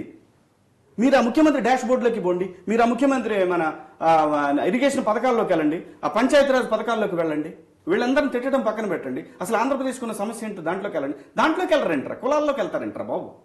నేను కులాలనే మాట ఎందుకు అన్నాను అంటే, ఇందాక కులాల వారికి ఇవ్వాలంటే, అంటే ఈ రాష్ట్రంలో ఏ విషయంలో కూడా ఒక పద్ధతి ప్రకారం నడవట్లేదని చెప్పడానికి చెప్పాను నేను. కులాల ప్రకారం అయితే వీళ్ళెవరు ముఖ్యమంత్రులు కాలేరు. ఆ పద్ధతిలో రావాలంటే ఎవరు ముఖ్యమంత్రి రావాలి? మైనారిటీలు మెజారిటీని అది రాలేదు. నా ఉద్దేశం అది కాదు. నా ఉద్దేశము అది కులాల వారిగా ఇవ్వమని కాదు నా ఉద్దేశం. కాకపోతే మీ యొక్క నిబద్ధత ఏంటనేది చెప్పడం గురించి నేను చెప్పాను తప్పితే అది కాదు నా ఉద్దేశం. ఆంధ్రప్రదేశ్ సమస్యలు మాట్లాడకుండా, సరే ఓకే 33,000 కోట్లు అప్పు తెచ్చారు, ఏ ప్రాంతంలో మంచినీళ్ళు ఇచ్చారు మీరు చెప్పండి. ఈ రోజున మా గుంటూరు జిల్లాలో 33,000 ఎకరాల పొలం తీసుకున్నారు. మీరు ఎంతసేపు ముఖద్వారం చూస్తున్నారు కానీ మొత్తం బాడీని చూడలేదు. గుంటూరు ఎక్స్పాండ్ అవడానికి ఎంత అవకాశం ఉంది, అదే విజయవాడ అవటానికి లేదు. అక్కడే మళ్ళీ అన్నిటిని ఇరికిస్తానంటారే. విజయవాడలో ఉన్నది 2 బజార్లు, ఓ పక్క కృష్ణా తీరం ఉంది, కొండలు. ఎట్లా నువ్వు దాన్ని ఇంత పెద్ద గుంటూరు జిల్లాని వదిలేసి అమరావతిని ఒక పథకం ప్రకారం చిన్నగా CRDA డిస్ట్రిక్ట్ చేయడానికి ప్లాన్ చేస్తున్నారు? అది మాత్రం నేను సమస్య లేదు, ఒప్పుకునే పరిస్థితి లేదు. అది ఆ జిల్లాలో ఉండాల్సిందే అమరావతి. అది ఆంధ్రప్రదేశ్లో గుంటూరు జిల్లాలో ఉన్నది అమరావతి క్యాపిటల్. దాన్ని చీల్చుదామనే వెర్రి ఆలోచనలు పెట్టుకుంటే మాత్రం అసలు ఊరుకునే పరిస్థితి కాదు. మా ప్రాంతంలో ఉన్న ఎమ్మెల్యేలు, మంత్రులు ఆ ప్రాంతం గురించి ఎంత ఆలోచిస్తున్నారో నాకు తెలియదు, కానీ అటువంటి పరిస్థితులు నడుస్తున్నాయి. శివాజీ గారు చెప్పండి, మీరు దీంట్లో కేసీఆర్ని మెచ్చుకున్నారు. మీరు ఇన్ వాట్ ఆస్పెక్ట్ అండి? అంటే ఏ కాంటెక్స్ట్లో మీరు కేసీఆర్ని, తెలంగాణ ప్రజల్ని మీరు మెచ్చుకుంటా కొన్ని ఇవి కూడా పెట్టారు? మీరు అభివృద్ధి పరంగా చూస్తే, అంటే జనానికి అవినీతి పరంగా చూస్తే, చాలామంది నాతో తెలంగాణ మిత్రులు అన్న విషయం ఏంటంటే అవినీతి తగ్గింది అనే విషయం. ఇంతకు ముందు కంటే రిలేటివ్లీ తగ్గింది అవినీతి. అలాగే మిషన్ కాకతీయలో చెరువుల తవ్వకం అనేది చాలా బాగా ఉపయోగపడింది. గ్రౌండ్ వాటర్స్ లెవెల్స్ రీజనబుల్గా వచ్చినాయి, అదొకటి. దాని తర్వాత ఇరిగేషన్ కానీ పచ్చదనానికి కానీ వాళ్ళు ఇచ్చినటువంటి ప్రయారిటీ అంతా ఇంత కాదు, అక్కడ కూడా ఇచ్చారు. ఆంధ్రప్రదేశ్లో నాటడం వరకే, దాని పోషణ వదిలేశారు. ఇంకుడు గుంటలు తీయటం వరకే, నీరు చెట్టు ఇంకుడు గుంటలు తీయటం వరకే. దాంట్లో జరిగిన అవినీతి అంతా ఇంత కాదు. ఒక్కొక్క గ్రామం నుంచి ఇంతనే వెళ్ళాల, గ్రామంలో తీసినందుకు ఇంత డబ్బులు అక్కడ ఒక పెద్ద ఆయన ఉంటాడు, అతనికి వెళ్ళాలి. గ్రామ పెద్దకు కాదు, ఇంకొక ఆయన ఉంటాడు, ఇన్ని ఊళ్ళకి కలిపి ఒక మిడిల్ మ్యాన్ ఇన్ని ఊళ్ళకి కలిపి ఒక ఎన్నుకుంటారు కదా, వాళ్ళందరికీ వెళ్ళాలి. ఎక్కడ మరి ఇక్కడ వాళ్ళు డబుల్ బెడ్రూమ్లు అంటే కట్టిస్తున్నారు. నువ్వు బాబు చేస్తే జాబ్ వస్తున్నావు, ఇచ్చావా? మంచినీళ్ళు ఇచ్చావా? వాళ్ళేం గోదావరి నీళ్ళు కూడా తీసుకొచ్చి పడేశారు. మంచి పని చేస్తే ఎవరైనా సమస్య లేదండి. సో ఇక్కడ చంద్రబాబు నాయుడు గారు పాపమోపుణ్యమో ఎత్తుక్కుంటా వెళ్ళాడు, దావోస్ వెళ్ళాడు, అక్కడికి వెళ్ళాడు, ఇక్కడికి వెళ్ళాడు, ఏమైనా కంపెనీలు తెద్దామని మెచ్చుకున్నాం. మీరు బాగుంది అంటే బాగుంది అని, బాగా చేసిందని మెచ్చుకుంటాము. బాగాలేదన్న దాన్ని మీరు తిడితే మమ్మల్ని ఎలాగా? వీడు దొంగ నా కొడుకు, వీడు అలాగా, వీడు ఇలాగా, వీడేంటి, వీడు బతికేంటి, వీడు చిన్న ఆర్టిస్టు, సినిమాలు లేవు, ఎవరు మీ మీద మీకు వాళ్ళకి అనుకూలంగా ఉండే వాళ్ళందరూ తిడతారుగా. ఎవడో ఒకడు మనం తిట్టకుండా ఎలా ఉంటాడు? మనల్ని అందరూ మంచివాడు అనుకుంటారు అనుకోవడం అనేది పెద్ద తప్పు. అది అసలు జరగని పని అసలు ఇక్కడ. That is occupation hazard for any politician. So బాగున్నదాన్ని బాగుంది అన్నప్పుడు, బాగాలేదని చెప్పినప్పుడు సద్విమర్శను స్వీకరించండి. ఎక్కడ బాగాలేదు చెప్పండి. మీరు సుజల స్రవంతి ఇంటింటికి నీరు ఇస్తా ఉన్నారు. మీరు నా వీడియోలు కొన్ని చూస్తే నేను ఎప్పుడో చెప్పాను అనమాట, ఆంధ్రప్రదేశ్కి కావాల్సిన అవసరాలు ఇవయ్యా, బైఫర్కేషన్ జరుగుతుంది అన్నప్పుడు ఆ క్షణంలో నేను పెట్టిన వీడియోలు ఉన్నాయి చూడండి మీరు. వాటిలో చెప్పిన ప్రధాన అంశాలు ఇవి. ఐటీ మీద కూడా మీరు మాట్లాడినట్టున్నారు. ఏదండి? ఐటీ మీద కూడా మీరు మాట్లాడారు. ఐటీ మీద మాట్లాడా, ఎడ్యుకేషన్ మీద మాట్లాడాను. ఆ ప్రాంతంలో కొంచెం lack of English, lack of Hindi ఉంది. మనకు కొన్ని కావాలి, సిఫెల్ లాంటి కొన్ని కావాలి సంస్థలు, అలాగే హిందీ అకాడమీలు కావాలి. మన వాళ్ళు అక్కడికి వెళ్ళినప్పుడు మన హరికృష్ణ గారు మాట్లాడుతుంటే వాడు వెటకారం చేస్తున్నాడు స్పీకర్. అంటే వాడి పాయింట్ ఆఫ్ వ్యూ చూస్తే వాడికి అర్థం కాదు మన భాష. మనకు కొన్ని కావాలి. హరికృష్ణ గారు ఏంటి, ఆయనకు వచ్చి లాంగ్వేజ్ వచ్చి రాక కాదు, నేను నా భాషలో మాట్లాడతాను అన్నాడు. ఆ విసులుబాటు కూడా ఉంది కదా, అది వాళ్ళు ఒప్పుకోవట్లేదు. సో మనకున్న వాటిని మనం డామినేట్ చేయాలి. వాడు ఎవడో అంటాడు, నల్లగా ఉన్నారు మీరు, మీతో మేము ఉండలేము, దరిద్రం మీరు అన్నట్టు మాట్లాడాడు వాడు ఎంపీ. అవకాశాలు మనం ఇవ్వద్దు కదా. సో అంటే ఇప్పుడు రాష్ట్రం విడిపోయిన తర్వాత అభివృద్ధిలో ఆంధ్రప్రదేశ్ కంటే తెలంగాణ ముందుకెళ్తుందంటారు. అవినీతిలో కూడా డెఫినెట్ గా అండి. మీరు ఎందుకంటే ఇన్ఫ్రాస్ట్రక్చర్ డెవలప్ అయ్యింది ఇక్కడ, వాళ్ళకి ఈజీ అవకాశం ఉంది. నేను కాదను. ఒకళ్ళని మెచ్చుకొని అట్లా పరిపాలన కూడా చాలా ఇంపార్టెంట్ కదా. ఉద్దేశం నాది ఒకళ్ళని మెచ్చుకొని ఇంకోళ్ళని తిట్టాలని కాదు. చూస్తున్నాం పోలీసింగ్ చూడండి. మీరు కూడా ఇక్కడే 8 సంవత్సరాలుగా ఉన్నారు. ప్రతి కోడల్లో మెయిన్ ప్రధానమైన జంక్షన్స్లో ఎప్పుడు విత్ వెపన్స్ పోలీసులు ఉన్నారు. పిలిస్తే 2 minutesలో వచ్చేటట్టున్నారు. ఎక్కడ పిలిచినా సరే కరెక్ట్గా 2 minutes అండి. ఎక్కడ పిలిచినా సరే పోలీసింగ్ అంతా కూడా చాలా బాగుంది. అంటే ఇక్కడ సమస్యలు ఉంటాయి, ప్రతిపక్షాలు ఇక్కడ కూడా మాట్లాడతాయి. వాళ్ళు మాట్లాడేది అబద్ధం, మనం చెప్పేది నిజమని కాదు. మనం కొన్ని కంపేర్ చేసి చూసుకున్నప్పుడు డెఫినెట్ మేనిఫెస్టోకి కన్ఫైన్ అవుతున్నాడు అంటారండి. ఎస్, డబుల్ బెడ్రూమ్లు అన్నారు, మనం పేపర్లో చూస్తున్నాం. ఉన్నాయో లేవు నేనైతే ప్రత్యక్షంగా చూడలేదు. అక్కడ ప్రతిపక్షాలు విమర్శించే వాటిలో కొన్ని నిజాలు ఉండొచ్చు, నేను కాదని అన్నాను. నేను వీళ్ళని సపోర్ట్ చేయట్లేదు, అగెన్స్ట్ కాదు. అలాగే నేను నా ప్రాంతంలో చూసుకుంటే ఖచ్చితంగా మీరు చెప్తున్న అభివృద్ధి మంత్రం అనేది అబద్ధం. సరే శివాజీ గారు, అంటే మీరు రాష్ట్రం విడిపోతున్నప్పుడు మీరు కొంత ఉద్వేగంతో, కొంత ఎమోషనల్గా మీరు అప్పీల్ చేశారు పబ్లిక్కి. మీరేమీ భయపడద్దండి, మేమంతా ఉన్నాము మీకు అని మీరు చెప్పారు. కానీ వాళ్ళు మీ వ్యాపారాలను మళ్ళీ హైదరాబాద్లో పెట్టారు తప్ప ఏపీలో పెట్టినట్లు లేదు. నాకేం వ్యాపారాలు లేవండి అసలు. నాకెక్కడ అసలు వ్యాపారాలు లేవా? నేను వ్యాపారస్తునే కాదు బేసిక్గా. నాకు వ్యాపారం అనేది అసలు సచ్చిరాదు. అంటే మీ వ్యాపకాలు కానీ ఏదైనా కూడా మీ కార్యకలాపాలు 10 సంవత్సరాలు ఉంది సార్ ఇక్కడ. ఓకే, 10 years నాకు ఇక్కడ ఉంది. But do you have any plans అండి? Plans you have any plans to promote something in AP? ఏం కాదు సార్, ఏం ప్రమోట్ చేస్తాం, ఏమని చేద్దాం. ఇప్పుడు ఆంధ్రప్రదేశ్లో ఎప్పుడైనా సరే అండి, ఎవరైనా అవగాహన ఉన్న వ్యక్తులు ఎందుకు ఎవరెవరు ఏం మాట్లాడుతున్నారు ఫస్ట్ చూసుకోవాలి. చలసాని శ్రీనివాస్ ఏం మాట్లాడుతున్నాడు, శివాజీ గారు ఏం మాట్లాడుతున్నాడు, ఇంకో పొల్లయ్య ఏం మాట్లాడుతున్నాడు, కింద స్థాయిలో ఉన్నటువంటి గ్రౌండ్ లెవెల్లో ఉన్నటువంటి కొంతమంది వ్యక్తులు ఏం మాట్లాడుతున్నారు. బాధ్యత గల ఒక మంత్రిగా, ముఖ్యమంత్రిగా, నాయకులుగా మీరందరూ గమనించాలి. అసలు ఫస్ట్ వాళ్ళని అవగాహనలోకి తీసుకొని వాళ్ళు ఏం కోరుకుంటున్నారు ఈ ప్రాంతాన్ని. శివాజీ గారు ఒకటి చెప్పండి. అయితే ఇక మళ్ళీ మనం ప్రత్యేక హోదా గురించి వద్దాం. ప్రత్యేక హోదా గురించి అందరూ పోట్లాడారు. ఇటీవల కేవీపీ గారు కూడా ప్రైవేట్ మెంబర్స్ బిల్లు పెట్టారు. తర్వాత లాస్ట్ వీక్ మనం చూసాం ప్రస్తుతం జరుగుతున్నటువంటి పార్లమెంట్ సమావేశాల్లో once for all they have made it very clear. వాళ్ళు చెప్తారు it is going to be అన్ని రాష్ట్రాలకి పోతుంది పోతుంది, లేదు అని ఇక చెప్పారు లేదు కదా. అనేటువంటిది. నేను మీకు it has become a thing of past అనేటువంటిది చెప్పారు. వాళ్ళు అలాగే చెప్పారండి. అదేవిధంగా సెకండ్ ఎస్ఆర్సి వేసి రాష్ట్రాలను విభజించాలి అనేది ఒకటి ఉండేది కదా, అది లేకుండా విభజించలేదా? ఏదైనా చేయొచ్చు, చేయాలనే సంకల్పం ఉంటే ఏదైనా చేయొచ్చు. నిజంగా చంద్రబాబు నాయుడు గారికి చిత్తశుద్ధి ఉండి దాని మీద పూర్తి స్థాయిలో మనస్ఫూర్తిగా ఫిక్స్ అయినప్పుడు నువ్వు ప్రజల్లోకి రా, ఫస్ట్ ప్రజల్లో చర్చలు జరుపు, ప్రజలకి వాళ్ళని కన్విన్స్ చేయి, మనకి ఇది ఇలా అని. అన్ని జిల్లా కేంద్రాల్లో, అన్ని తాలూకా కేంద్రాల్లో నీ కార్యకర్తలు కావచ్చు, నువ్వు కావచ్చు, నీ మంత్రులు కావచ్చు, మీకు సంబంధించిన వాళ్ళు, మీ వ్యవస్థ చాలా పెద్దది, అధికారులు కావచ్చు. ఇది పరిస్థితి. మనందరం సమిష్టి నిర్ణయం తీసుకుందాం, అఖిలపక్ష సమావేశాన్ని ఏర్పాటు చేయి. మీ నాన్నగారు ఆస్తి ఏదో ఎవరో ఒకళ్ళకి ఇచ్చేస్తున్నట్టు నీ ఇష్టానికి నేను ఒప్పుకున్నాను, జగన్ నాకు ఇచ్చారు, మీకు ఏది ఇస్తే అది మీరు చేసేస్తారా? మరి ఆ రోజు నేను ఒప్పుకున్నాను నేను మాట నేను వాడు అన్నాడండి నా దగ్గర విత్ రికార్డ్ వీడియో, ఇదే వీడియో. అంటే ఎక్కువ వస్తున్నప్పుడు మనం వద్దనుకుంటాం అన్నారు కదా, ఎక్కువ వస్తున్నప్పుడు నీకు అసలు ఈ 33,000 కోట్లు అప్పెందుకు ఇచ్చావు? అన్ని బుల్షిట్ అండి. మీకు ఆ క్షణంలో మీకు కొన్ని ప్రాజెక్టులు కావాలి, అవి వస్తే మీ లాభాలు మీకు వస్తాయి. దాన్ని బట్టి మీకు సంబంధించినటువంటి సాధనాల్లో ఊదరగొట్టుకుంటా మీరు ఒక అభివృద్ధి అనే మంత్రం చెప్పుకుంటే వెళ్తారు. నీకు చిత్తశుద్ధి ఉండి ఆ పని కనుక చేసుంటే అనుకునేవాడు.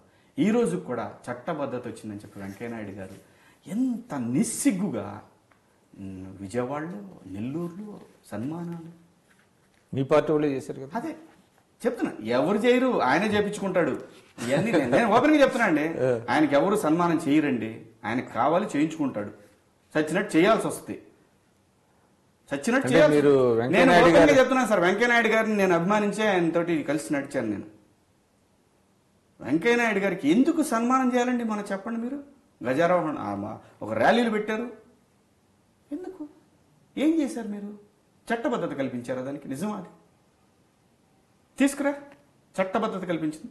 క్యాబినెట్ ఆమోదం నువ్వు చెప్పింది క్యాబినెట్ సమావేశంలో జరిగింది, అది అంతే తప్పితే దానికి చట్టబద్ధత లేదు, ఆర్డినెన్స్ లేదు, ఏమీ లేదు దానికి. అంటే దాన్ని టేబుల్ ఐటమ్ కింద తీసుకొని దానికి ఆమోదం తెలిపారు. అది టేబుల్ ఐటము, ఇది టీ కప్పు. ఆంధ్రప్రదేశ్ అనేది ఒక టీ కప్పు, తాగి అవతల పడేస్తే తర్వాత చూసుకుందాం. అంటే ఇంకా రాలేదండి అనుకుంటున్నారా చట్టబద్ధత లేదండి అసలు, దానికి ఎవరు చట్టబద్ధత రాదు. అది ఆల్రెడీ పునర్వ్యవస్థీకరణ బిల్లు ఉన్న అంశాలు కాబట్టి దానికి అవసరం లేదంటారా? కాదండి, అసలు అదంతా బూటకం, అబద్ధం, పచ్చి అబద్ధం అది. దానివల్ల నిజంగా అంటే ఇప్పుడు ప్రతిపక్షాలు దీన్ని సరిగా క్యాచ్ చేయట్లేదా? అంశాన్ని చేయట్లేదు కదా. చేయట్లేదంటే మన పార్లమెంట్లో వీళ్ళు గళం ఇప్పారు, నాకు వీళ్ళు ఎవరు వద్దు సార్, నాకు వీళ్ళు ఎవరు వద్దు. ఒక వారం రోజులు పవన్ కళ్యాణ్ గారిని రోడ్డు మీద రమ్మండి, అది ఎందుకు రాదో చూద్దాం. కానీ వచ్చాడు కానీ 3 సభలు ఏదో వారం రోజులు రోడ్డు మీదకి రండి మీరు. వారం రోజులు కదా, 3 రోజులు రోడ్డు మీద నిలబడండి మీరు కూర్చుని. కావాలని కాదు, మాకు ప్రత్యేక హోదా కావాలని మీరు రండి, ఆంధ్రప్రదేశ్ మొత్తం వస్తుంది రోడ్డు మీదకి. ఇక్కడ ఏదన్నా చెయ్యాలంటే ఒక ఇమేజ్ కావాలి, అలా అలవాటు పడిపోయారు. అంటే జగన్మోహన్ రెడ్డి గారికి కూడా ప్రజల అభిమానం ఉందండి. ఆయనకు కూడా చాలా మంది, దాదాపు 74 మంది ఎమ్మెల్యేలు గెలిచారు. ఆయనకు ఒక మీడియా ఉంది, ఆయన కూడా పోరాడుతున్నారు. ఆయన వల్ల కాలేంది, పవన్ కళ్యాణ్ వల్ల ఏమవుతుందండి? అంటే ఆయన వల్ల కాలేదని కాదండి, అంటే ఆయన స్థాయి వరకు తీసుకెళ్లాడు. ఆయనకి సరైన సపోర్ట్ లేదు మీడియా పరంగా. ఆయన ఒక పేపర్, ఆయన ఒక ఇది తప్పితే సరైన సపోర్ట్ లేదు, ఇది వాస్తవం. ఆయన ఏది మాట్లాడినా అధికార పక్షం మాట్లాడితే నువ్వు దొంగవే, నువ్వు మాట్లాడద్దు, నువ్వు అసలు ఎంత నువ్వు అంత. ప్రతిపక్ష నాయకుడిని ప్రశ్నించే పరిస్థితి రానియట్లేదు, మీరు మాట్లాడనివ్వట్లేదు, శాసనసభ సాక్షిగా మాట్లాడనివ్వట్లేదు మీరు. అతన్ని మాట్లాడితే నువ్వు దొంగోడివి. నిజమైన విషయాలు చాలా ఉన్నా కూడా ఈ రోజున అవన్నీ ఒట్టిదానిలాగా మార్చేస్తున్నారు మీరంతా, ఇవన్నీ బూటకం అన్నట్టు మార్చేస్తున్నారు మీరంతా. అది తప్పు. రేపు నీ పార్టీ ప్రతిపక్షంలో కావచ్చు, ఆ రోజున వీళ్ళు కూడా అదే చేస్తారు. అంటే ప్రతిపక్షంలో ఉండే బలహీనతల్ని క్యాష్ చేసుకుంటున్నారు. నేను ఒకటే చెప్తున్నాను, ప్రతిపక్షానికి బలహీనత ఉన్నమాట వాస్తవం. బలహీనత ఏంటి? ఈయన మీద కేసులు ఉన్నాయనేది బలహీనత. ప్రూవ్ చేసి లోపలండి, లేదు. ఇంతకాలం జరుగుద్దా మీరు చెప్పండి? నిజంగా ఇతను దొంగ దోచేసుకున్నాడు ఇంతకాలం జరుగుద్దా? కేంద్రంలో మీరే ఉన్నారు, రాష్ట్రంలో మీరే ఉన్నారు. మీ దమ్ముంటే చేయండి, దాంట్లో నిజం ఉంటే చేయండి. ఎన్నికల వరకు ఎవరైనా సరే రాజ్యాంగం ముందు, కాన్స్టిట్యూషన్ ముందు, చట్టాల ముందు ఎవరైనా సమానమే. అతను నిజంగా దోషి అయితే లోపల పెట్టండి. ఎన్ని సంవత్సరాలు ఎందుకు డ్రాగ్ చేస్తున్నారు? ఇదంతా కూడా మీరు దాన్ని పథకం ప్రకారం అణగదొక్కుతా ఉన్నారు. సమస్యలు లేవనెత్తిన ప్రతిసారి అణగదొక్కుతా ఉన్నారు. ఏం ప్రతిపక్ష నాయకుడు అని అడిగేదానికి మీరు క్లియర్గా రాతపూర్వకంగా ఇవ్వండి. ఇవాళ 33,000 కోట్ల రూపాయలను ఎలా ఖర్చు పెట్టి శ్వేతపత్రం విడుదల చేయండి. ఈ రోజున ఆంధ్రప్రదేశ్కి ఎంత వస్తుంది, కేంద్రం ఇచ్చిన ప్యాకేజీలు ఎంత వస్తుందని ఒక శ్వేతపత్రం రిలీజ్ చేయండి మీరు దమ్ముంటే. శివాజీ గారు, మీరు ఇందాక ఒక మాట అన్నారు, అంటే ప్రభుత్వంలో విపరీతమైనటువంటి అవినీతి జరుగుతుందని, ప్రయారిటీస్ రాంగ్ పెట్టుకున్నారని, ప్రజలకు అవసరమైంది ఒకటి, వాళ్ళు చేస్తుంది ఒకటి, ఇవన్నీ చెప్పారు. కాకపోతే ఈ సమస్యల మీద పోరాడటానికి ఒక ప్లాంక్ మీదకి రావడానికి ఎవరికా వాళ్ళకి ఇగోస్ ఉన్నాయని చెప్తున్నారు. ఇప్పుడు మీరు చెప్తుంది ఏంటంటే పవన్ కళ్యాణ్ గారు ఒక 3 రోజులు వస్తే ప్రత్యేక హోదా వచ్చే అవకాశం ఉందని కూడా చెప్తున్నారు. మీరు కూడా అంటే you are also one of the pioneer కింద మీకు ఇమేజ్ ఉన్నటువంటి వ్యక్తిగా మీరు ఇటువంటి ప్రయత్నం ఎందుకు చేయకూడదు? మీ అంతటి మీరు ఆన్ యువర్ ఓన్ ఎవరిస్తారండి అపాయింట్మెంట్లో? ప్రయత్నం చేశారా మీరు? నేను చేయను, నాకు తెలుసు. ఇప్పుడు నేను ప్రాణాలకు తెగించి ఆ రోజు హంగర్ స్ట్రైక్ చేసినప్పుడు ప్రజలు వచ్చారు, కానీ నాయకులు ఎవరు రాలా. ఒక సిపిఎం వాళ్ళు తప్పితే, కాంగ్రెస్ పార్టీకి సంబంధించినట్టు రఘువీరారెడ్డి గారు వీళ్ళు వచ్చారు తప్పితే ఇంకెవరు రాలా. ఎవరు ఈ రోజు వరకు కూడా ఒక మాట మాట్లాడు, నాకు అవసరం లేదు కూడా. నేను వీళ్ళు ఏదో మాట్లాడతారు, వీళ్ళ వ్యాపకం కావాలి నాకు, వీళ్ళ ప్రాపకం కావాలి నాకు అవసరం. అంటే in the interest of the public, in the interest of the state, మీకు కొన్ని అవమానాలు ఎదురైనా కూడా అటువంటి బాధ్యత తీసుకోవాల్సిన బాధ్యత, అంటే మీకు అటువంటి ఆలోచన లేదా? అంటే కొంత ప్రయత్నం చేస్తే. నేను ప్రయత్నం చేయలేదండి, నేను అటువంటి ప్రయత్నం అయితే చేయలేదు. మీరు అన్నారు కాబట్టి అది కూడా ట్రై చేస్తానండి నేను. కానీ ఇప్పుడు దాన్ని మాత్రం నేను ఎలక్షన్స్ దాకా మాత్రం సస్టైన్ చేస్తాను సార్. ప్రత్యేక హోదాని ప్రజలకు తెలియజేస్తాను. అది మాత్రం దాన్ని మాత్రం అంటే ఎలక్షన్స్ వరకు సస్టైన్ చేయటువంటి మీ ఉద్దేశం, యూ వాంట్ తెలియాలి. టీడీపీ బీజేపీని ఓడించడమా మీ ఆలోచన? తొక్కేసింది వాళ్ళిద్దరు ఓడిపోవాలి, అంతే. వాళ్ళిద్దరు ఓడిపోవాలి. వాళ్ళ ఓటమికి మీరు పనిచేస్తారు? వాళ్ళు ఓటమికి నేను ఖచ్చితంగా పనిచేస్తా. ప్రత్యేక హోదా తీసుకురాకుండా ఇటువంటి దొంగ నాటకాలు ఆడితే ప్రత్యేక హోదా తీసుకురండి, బీజేపీ అధికారంలోకి వస్తే ఆంధ్రప్రదేశ్లో. ఇది రాసుకోండి సార్ మీరు. ప్రత్యేక హోదా వస్తే ఆంధ్రప్రదేశ్లో ఇంకే పార్టీ నిలబడదు. ఎందుకంటే ప్రత్యేక హోదా రావటం వల్ల ఆంధ్రప్రదేశ్కి 5 సంవత్సరాల్లో దాదాపు 60,000 కోట్ల రూపాయల క్యాష్ వస్తుంది. అప్పులు తెచ్చే పరిస్థితి లేదు, అప్పులు తేవసరలా. ఇటువంటి పరిస్థితి ఉన్నదాన్ని మీరు మీ స్వార్థ ప్రయోజనాల కోసం ఈ రోజున ఏ ఈఏపీలు తీసుకొస్తావు చెప్పు. ఇంకో విషయం తెలుసా మీకు? పోలవరం ప్రాజెక్టు 100% అన్నారు కదా, 10% ఉంది చూసారా, అది అప్పే. అది ఆంధ్రప్రదేశ్కి అప్పే. అదే భారత ప్రభుత్వం ఇవ్వట్లేదు. భారత ప్రభుత్వం అబద్ధాలు ఇవన్నీ. అది మీరు చెప్తున్నారు. అసలు వాళ్ళు ఇచ్చేది 16,000 కోట్లు అనేటువంటిది కూడా ఒక వాదన ఉన్నది. మొత్తం 42,000 కోట్లు ఇస్తారా లేదా అనేటువంటిది కూడా స్పష్టత లేదు కదా. కాదు సార్, నేను చెప్తున్నా కదా, దీన్ని మళ్ళీ కొన్ని సంవత్సరాల పాటు పొడిగిస్తూనే ఉంటారు. లేదు వీళ్ళ స్వార్థ ప్రయోజనాల కోసం ఏదో మట్టి కట్టలో అవి వేసేసి ఇదిగో తీసుకొచ్చామని చెప్పేసి, లేదంటే ఇంకోటి ఏం చేస్తారంటే ఇప్పుడు నాయుడు గారు ఆ అడ్మినిస్ట్రేషన్ ఫోకస్ వదిలేసి పాలిటిక్స్లో అధికారం ఎలాగ కావాలి అనే దాని మీద ఫోకస్ పెట్టారండి. దాన్ని పరిపాలన ఇలా చేయాలి, ఇది అవసరాలు, భావి అవసరాలు. మనం అంత ఆదాయం పోగొట్టుకున్నాం, దానికి ఎట్లా కంపెన్సేట్ చేద్దాం ప్రజలు, పోయింది. అది అధికారం ఎలా కాపాడాలి, దీన్ని ఎట్లా దీని మీద పెట్టేసుకున్నారు తప్పితే ఎక్కడా కూడా ఏ పని జరిగే పరిస్థితి లేదు. అప్పులు తెచ్చినా జరిగే పరిస్థితి. 33,000 ఎకరాలు పిచ్చి చెట్లు మొలుచున్నాయి. ఇక్కడ ఈ రోజున వాట్సాప్లో దిప్పుతున్నారు గ్రాఫిక్ చేసి 197 రోజుల్లో ఎటువంటి పెద్ద కట్టడం ఎవడని. సార్ నేను స్వయంగా వెళ్ళాను. అది పెద్ద అసలు షెడ్యూల్ లాంటి, కాకపోతే నీట్గా కట్టేసి చేశారు. అది అంటే తాత్కాలిక సచివాలయం. ఎందుకు తాత్కాలిక సచివాలయం? ఇక్కడ ఉండు సచివాలయం 400 కోట్లు. ఆ డబ్బులు ఎందుకు నాశనం చేసావు? అక్కడ ఎందుకు బిల్డింగ్లు కట్టు. సరే పోయిన సంవత్సరమే కుదరదు, వచ్చిన సంవత్సరమే రాష్ట్రంలో ఎమ్మట బిల్డింగులు లెగవు. మాకు తెలుసు, మేము అన్నమే తిన్నాం. నిదానంగా చేయి. ఇక్కడి నుంచి ఎందుకు పోయావు అసలు? 10 ఏళ్ళు నా హక్కుని ఇక్కడ, నీకు ఇక్కడ ఉన్న హక్కుని ఎందుకు? ఇక్కడ ప్రజలు మనకి ఇక్కడ ఉద్యోగస్తులు, ఎంతమంది ఉద్యోగస్తులు ఎంత ట్యాక్స్ కడతారు తెలంగాణ ప్రభుత్వం? కట్టని. ఎన్నాళ్ళు ఉన్నాగా ఏం పోయింది? మనవాళ్లే కదా వాళ్ళు కూడా ప్రత్యేక హోదా ఇస్తే మాకేం ప్రాబ్లం లేదు, ప్రత్యేక హోదా ఆంధ్రప్రదేశ్కి ఇవ్వాలి అన్నారుగా. కాదు, మీరు పారిపోయారు ఇక్కడి నుంచి.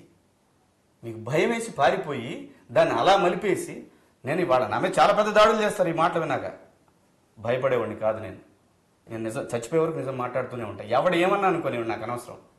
నిజం. మీ వెనక మీ ఫ్యామిలీ సపోర్ట్ ఉందా? మరి మీరు ఇంత మాట్లాడుతున్నారు, అదే తెగింపుతో. మా ఫ్యామిలీకి ఎవరికి కూడా అసలు ఇష్టం లేదు ఇవన్నీ. వాళ్ళు కూడా అంతే, నేను నా కుటుంబం బాగుండాలి, ముందుకు మాకు ఎందుకు ఇవన్నీ, ఈ టెన్షన్లోనే ఉంటారు వాళ్ళు కూడా. నాకు అది లేదు. నా ప్రాంతానికి అన్యాయం జరిగింది. మీరు ఆలోచించండి సార్, నిజంగా నేను ఈ రోజున బీజేపీలో ఉంటే నా పరిస్థితి ఎలా ఉండేది మీరు చెప్పండి. నేను చక్కగా ఏదో విధంగా ఎమ్మెల్సీ తెచ్చుకునేవాడినా, నాకున్న పలుకుబడితో ట్రై చేసుకునేవాడినా మినిస్ట్రీలో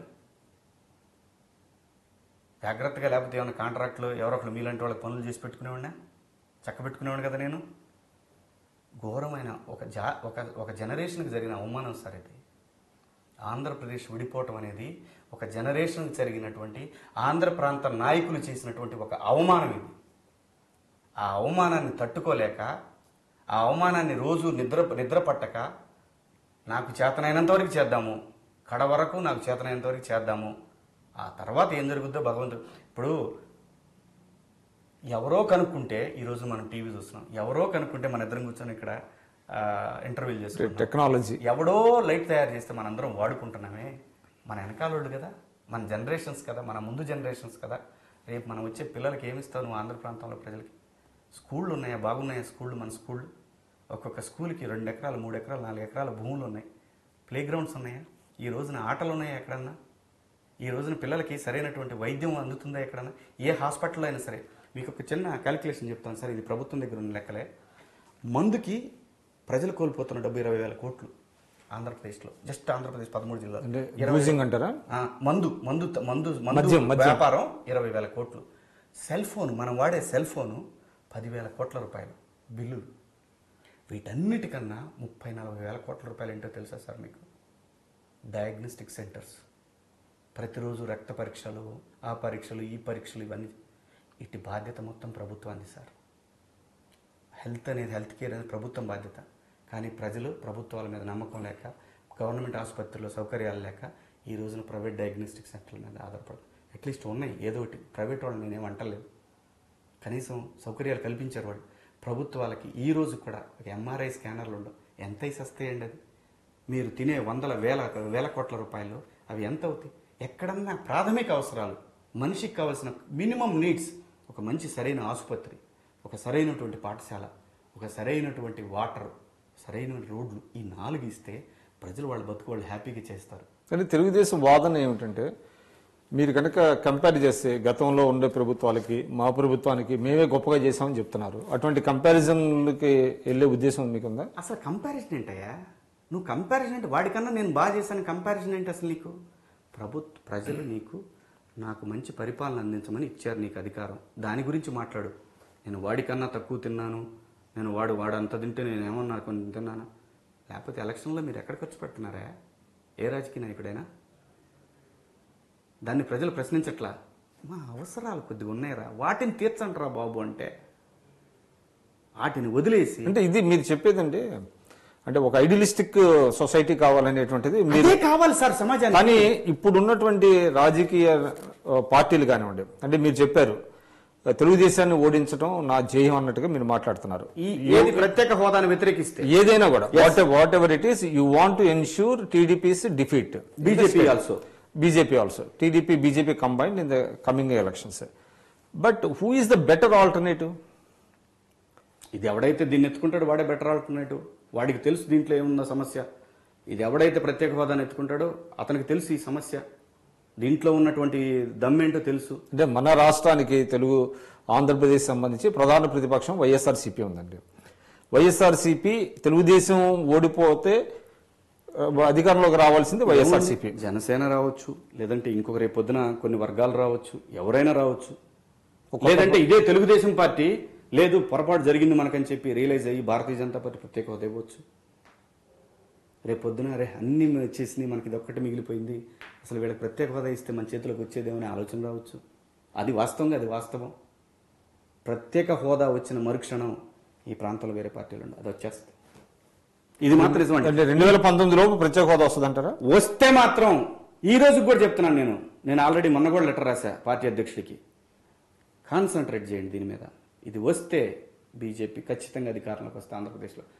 ప్రజలకి విసిగెత్తిపోయి ఉన్నారు.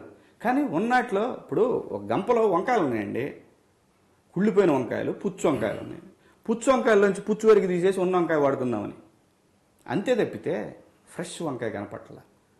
ఫ్రెష్ వంకాయని బీజేపీ అనుకున్నారు. ఇక్కడ ఒక 3-4 వ్యక్తుల మధ్య నాశనం అయిపోయింది పార్టీ. వీళ్ళు కొంతమంది అనుకుంటారు పాపం, కార్యకర్తలు నాలాంటి వాళ్ళు చాలా మంది. ఇప్పుడున్న కాంటెంపరీ పాలిటిక్స్ లో మీరు చెప్పే ఫ్రెష్ వంకాయ అంటూ ఎవరు లేరంటారా? ఏమో సార్, సమాజం రావాల్సిందేనా? రామారావు గారు 3 నెలల్లోనో 4 నెలల్లోనో వచ్చేసారు. దాంట్లో ఉంది సార్, ఏ క్షణంలో ఏం జరుగుతుందో తెలియదు. కొత్త పార్టీ ఎమర్జ్ అవ్వడానికి అవకాశం ఉంది. ఏదో వస్తుందేమో, లేదంటే వీళ్ళందరూ కలిసి పోటీ చేస్తారేమో. హోదాకి అవసరం మనకి, అది కోల్పోతే. అంటే ఒకటి చెప్పండి, మీరు కొన్ని సమస్యలు చాలా స్పష్టంగా ప్రస్ఫుటంగా మీరు కొన్ని చెప్తున్నారండి. అంటే పాలకపక్షం చేసేటటువంటి అంటే వైఫల్యాలు కానివ్వండి, వాళ్ళ మిగతా కార్యక్రమాలు, వీటిల్ని ప్రధాన ప్రతిపక్షం వైఎస్ఆర్సీపీ కరెక్ట్గా ఉపయోగించుకోలేకపోతుంది అనేటువంటి భావన అంటే నేను అనేది వాళ్ళు ఏంటంటే సమస్యను చెప్తున్నారు, అది ప్రజల్లోకి ఎలా వెళ్తుందంటే వీళ్ళు గోల్ చేస్తున్నారు అనే పద్ధతిలో వెళ్తుంది. అక్కడ కొంతగా దెబ్బ ఉంది. వాళ్ళు గెయిన్ అవ్వట్లేదంటారా ఈ వైఫల్యాల వల్ల? యాంటీ ఇన్కంబెన్సీ అయితే బీభత్సంగా ఉందండి. దాన్ని గనక మలుచుకోలేకపోతే వైఫల్యం చెందినట్టే. అవకాశం ఉందంటారా వైఎస్ఆర్? అవకాశం ఉందండి. ఇవాళ గనక ఈ 2 పార్టీలో పోటీ చేస్తే వాళ్ళకి కూడా అవకాశం ఉందండి. అంత ఈజీగా. జగన్ గారిని మీరు ఏ విధంగా చూస్తారు అంటే మీ వ్యక్తిగతంగా? సార్, ఆయన ఆంధ్రప్రదేశ్ను దోచుకున్నాడో లేదో అందరూ మాట్లాడారు, నేను కూడా మాట్లాడాను. దోపిడీ జరిగింది ఆంధ్రప్రదేశ్కి. చంద్రబాబు నాయుడు గారు వస్తే అసలు మనల్ని పొడి చేస్తారు, మనల్ని తీసుకెళ్ళి ఎక్కడో పెడతారు అని చెప్పిన వాళ్ళు నేను ఉన్నాను. నేనే వెనక్కి తీసుకోవట్లే మాట. అలాగే ప్రచారం చేశాం. నేను మాట వెనక్కి. అంటే without knowing the facts? Without knowing the facts. మీరు మాట్లాడారా? నేను ఆ రోజున వీళ్ళందరూ చెప్పింది పార్టీలో అనుకున్న దాన్ని బట్టి నేను మాట్లాడాను. కానీ తీరా నిర్ణయాలు సంవత్సరాలు గడుస్తుంటే ఓహో రాజకీయ స్వలాభాల కోసం మాట్లాడారనేది ఇప్పుడు అర్థమైపోతుంది. దాన్ని వాళ్ళు క్యాష్ చేసుకోలేకపోతున్నారు. ఇది కూడా నిజం. వాళ్ళ మీద ఉన్నటువంటి అంటే జగన్ గారి మీద కేసులు ఫాల్స్ కేసులు ఇంప్లికేట్ చేశారనేది మీరు, అది ఫాల్స్ కేసా నిజమైన కేసా అనేది తేల్చాల్సింది ప్రభుత్వాలు, కోర్టులు, చట్టాలు. ఇవి తేల్చాలి. మనం డిసైడ్ అయితే కుదరదు. ఆ రోజున ఆయన అవినీతి చేశాడనే మాట మీద ఆయన్ని జైలుకి తీసుకెళ్లారు. సహజంగా మనం సమాజంలో ఏమనుకుంటాం, జైలుకు పోయాడంటే ఖచ్చితంగా ఏదో తప్పు చేశాడు అని అనుకుంటాం. జైలుకు పోయిన వ్యక్తి బయటకు వచ్చిన తర్వాత అతని మీద 1,00,000 కోట్లు తిన్నాడనే అభియోగం ఉన్నప్పుడు అతన్ని ఖచ్చితంగా లోపల వేసి తీరాల్సింది. కానీ లేదు కదా. ఉంటే ఇన్ని రోజులు ఊరుకోరు కదా. ఏమాత్రం అవకాశం ఉన్నా 2 అధికార పక్షాలే కదా, వెయ్యాలి కదా. అంటే ఇక్కడ ఏదో లోపం జరిగింది. ఆ లోపాన్ని వాళ్ళు వాడుకుంటున్నారు. వీళ్ళు ఉన్నదాన్ని ఆ యాంటీ ఇన్కంబెన్సీని గెయిన్ చేయలేకపోతున్నారు. రీజన్ ఏమై ఉంటుంది అంటారు? అంటే కొంత స్ట్రక్చర్ లేకపోతుంటారు. వైఎస్ఆర్సీపీకి మంచి స్ట్రక్చర్ ఉందండి. పార్టీ సంస్థాగతంగా మంచి స్ట్రక్చరల్ పార్టీ, అందులో డౌట్ ఏం లేదు. టీడీపీకి ఏం తగ్గదు. ఇద్దరికి వచ్చింది 5 లక్షల ఓట్లు తేడా అండి. సరిగ్గా రేపు అగ్రిగోల్డ్ వాళ్ళు వేస్తే ఎగిరిపోయింది తెలుగుదేశం. వాళ్ళ సమస్య తీర్చకపోతే సింపుల్గా అనుకుందాం. 19 లక్షల మంది ఉన్నారు, 3 పెళ్ళం వేసుకుంటే 38 లక్షల ఓట్లు అయ్యి. కానీ ఇటీవల కాలంలో ఈ పార్టీ నుంచి అక్కడ దాని ఏమంటారు, వాళ్ళ ఇంటర్నల్ విషయాలండి. వాటి గురించి మనం మాట్లాడే అంత నాకు అవగాహన లేదు. ఎందుకు మారారు, ఏం మారారు. అవకాశవాద రాజకీయాలు ఆంధ్రప్రదేశ్ కానీ దేశంలో కానీ ఎక్కడైనా సరే ఒక్క ఓటుతో వాజ్పేయి గారు బయటకు వెళ్ళిపోయారు. పవర్ గేమ్లో జరుగుతూ ఉంటాయి ఇవన్నీ. ఇవి సార్ నా ఉద్దేశము, ఇప్పుడు కృష్ణుడు ఏమంటాడు, ఒక మంచి పని చేయాలంటే నువ్వు సంహరించాల్సిందే అన్నాడు, చెడును అంతం చేయాల్సిందే అన్నాడు. ఒకసారి జరుగుతాయి, జరగకుండా ఉండవు. రేపొద్దున జగన్మోహన్ రెడ్డి గారు ఆ పార్టీలో కూడా కొంతమంది వెళ్ళొచ్చు రేపు ఆయన అధికారంలోకి వస్తే. అదేం తప్పు కాదు. తప్పు అయితే దిగిపోతారు, దట్స్ ఇట్. అంతే, ఏం లేదు. ప్రజలు ఉన్నారు, దీని వెనకాల ప్రజలు ఉన్నారు. వాళ్ళు ఇవన్నీ గమనిస్తూనే ఉంటారు. వాళ్ళ ఓటు వేసే రోజున తెలిసిపోద్ది. నిజంగా రేపొద్దున 1 రూపాయి కూడా పంచకుండా ఈ రాజకీయ నాయకుల్ని కనుక ఏదో ఒక గదిలో పెడితే ఒక్క రూపాయి కూడా పంచకుండా ధైర్యంగా కరెక్ట్ వర్డిక్ట్ వస్తుంది అంటారు. ఎస్ ఖచ్చితంగా వచ్చి తీరుతుంది. చాలా దారుణంగా ఉంది సార్ ఆంధ్రప్రదేశ్లో.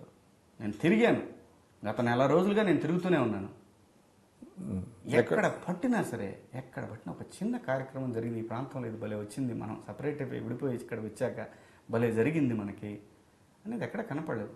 అంటే ఏదో విమర్శించాలి, ఏదో చెయ్యాలి, చంద్రబాబు నాయుడు గారిని విమర్శించాలి, జగన్మోహన్ రెడ్డి దగ్గర గెయిన్ అవ్వాలి, లేదంటే పవన్ కళ్యాణ్ గారి దగ్గర గెయిన్ అవ్వాలి, ఈ ఉద్దేశాలు కొంచెం పక్కన పెడదాం. నిజంగా ఏం జరిగింది అక్కడ ఫ్యాక్ట్. రేపు పొద్దున ఎవరో ఒక ఆయన చెప్తున్నాడు, ఒక లీటరు గోదావరి నీళ్ళంట తీసుకొచ్చి నాగార్జున సాగర్ బొగ్గవాగులో వేస్తారంట. 50 అడుగుల ప్లేస్ అది, దాదాపు 1200 అడుగుల ప్లేసు ఎత్తున్న బొగ్గవాగు, 50 అడుగులు ఎత్తున్న విజయవాడ, దీన్ని తీసుకొచ్చి అక్కడ వేస్తారంటే ఏంటి నమ్మాలి? ఇవాళ మాకు ఎత్తిపోతారు. ఎవరన్నా జరిగే పని అనేది ఎందుకు? ఎంత బూటకం ఇదంతా అసలు.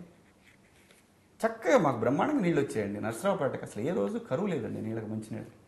సో శివాజీ గారు అయితే చెప్పండి, మీరు అంటే గత 6 నెలలుగా అయితే కొంచెం మీరు గతంలో ఉన్నంత యాక్టివ్గా లేరు కానీ, బట్ ఇప్పటి నుంచి యాక్టివ్గా వెళ్ళాలి అనేటువంటిది మీరు అనుకుంటున్నారా? ఖచ్చితంగా అండి యాక్టివ్గా వెళ్తాను. మీరు అన్నట్టు వీళ్ళందరినీ కలపడానికి కూడా ట్రై చేస్తా. దానికి ఏమైనా ఒక వ్యవస్థని వ్యవస్థలేదు పాడలేదు సార్, అందరినీ కలిసి వాళ్ళ అభిప్రాయాలు తెలుసుకుంటా. ఇట్లయితే బాగుంటది. అంటే మీతో కలిసి వచ్చే శక్తులు ఏమున్నాయి ఇప్పుడు? నాతో ఏం కలిసి రావద్దండి బాబు, అసలు ఎవరు నాతో కలిసి రావద్దు. ఎవడో ఒకటి అనుకుందామా, ఒకటి మాట ప్రకారం పోతే హోదా వస్తే ఆ తర్వాత ఎవరెక్కడ తెచ్చినా ప్రాబ్లం లేదు. హోదాని తొంగలో దొక్కితే తెలుగుదేశాన్ని తొక్కాల్సిందే. లేదు మేము పొరపాటు పడ్డాము, ఏమీ రావట్లేదని వాళ్ళు రియలైజ్ అయితే అప్పుడు ప్రజలు ఆలోచిస్తారు. సినిమా ఇండస్ట్రీ ఎలా ఉందండి? అంటే సినిమా ఇండస్ట్రీ విషయానికి వస్తే ఏ రాష్ట్రంలోనైనా సరే, మీరు ఎక్కడైనా తీసుకోండి, ఇండియాలో మెజారిటీ రాష్ట్రాల్లో ఏ రాష్ట్రంలోనైనా సినీ పరిశ్రమ ఆ రాజధానిలో వస్తే పరిశ్రమ వల్ల గ్లామర్ ఉంటుంది. క్యాపిటల్ సిటీకి హైదరాబాద్ కావచ్చు, మద్రాస్ కావచ్చు, అటు వెళ్తే బెంగళూరు కావచ్చు, బాంబే కావచ్చు. అంటే క్యాపిటల్ సిటీలో ఉండాల్సిన అవసరం ఉందంటారా? ఉంటే ఆ గ్లామర్ ఎవ్రీడే ఏదో ఒకటి జరుగుతూ ఉంటాయి, షూటింగ్లు జరుగుతూ ఉంటాయి, పేపర్లో మీడియాలో వస్తుంటుంది, నేషనల్ మీడియా వస్తాయి, ఇంటర్నేషనల్ మీడియా వస్తాయి, న్యూస్ కవరేజ్. వైజాగ్ ఏదో హబ్బు చేయాలని అన్ని ఇప్పుడు తీసుకెళ్ళి అన్ని వైజాగ్ అంటా ఉన్నాడు. వైజాగ్ నేను వ్యతిరేకం కాదు, ఏది మాట్లాడినా వైజాగ్ లేదంటే తిరుపతి, అమరావతి. అంటే అక్కడ ఉండేటువంటి లొకేషన్స్ కానివ్వండి. ఏం లొకేషన్స్ అండి? హైదరాబాద్, అరకు ఇవన్నీ ఉన్నాయి కదా, కొండలు. వైజాగ్ ఏం 1000 కిలోమీటర్ల దూరం ఉందేంటి? ఏం లేదుగా. అరకులో ఎప్పుడు చేస్తావు? జూన్ నుంచి మహా అయితే డిసెంబర్ వరకు చేస్తావు, 6 నెలలే చేస్తావు. ఆ తర్వాత అరకులో నువ్వు నిలబడలేవు, విపరీతమైన వేడి, ఎండిపోయి ఉంటుంది, ఏం షూటింగ్ లేదు జరగవు. అంటే ఇప్పుడు అంటే ఇట్స్ నాట్ కండ్యూసివ్ అంటారా మీరు? వైజాగ్ అవన్నీ పిచ్చి మాట్లాడండి. వైజాగ్ అద్భుతమైన అందమైన ప్రాంతం, అందులో ఎటువంటి సందేహం లేదు. నేను చాలా సినిమాలు చేశాను. వైజాగ్ చాలా గొప్పగా ఉంటుంది, దాని గురించి కాదు నేను మాట్లాడేది. ఏ ప్రాంతంలో పెడితే బాగుంటుందని కదా. అమరావతిలో పెడితే అమరావతికి ఒక గ్లామర్ వస్తుంది, దేశానికి తెలుస్తుంది. పరిశ్రమ ఇక్కడ ఉండాలి. పరిశ్రమలో అమరావతిలో ఉంటే, అమరావతిలో అటు చెన్నై నుంచి ఆర్టిస్టులు వస్తారు, ఇటు బాంబే నుంచి వస్తారు, హైదరాబాద్ నుంచి వస్తారు.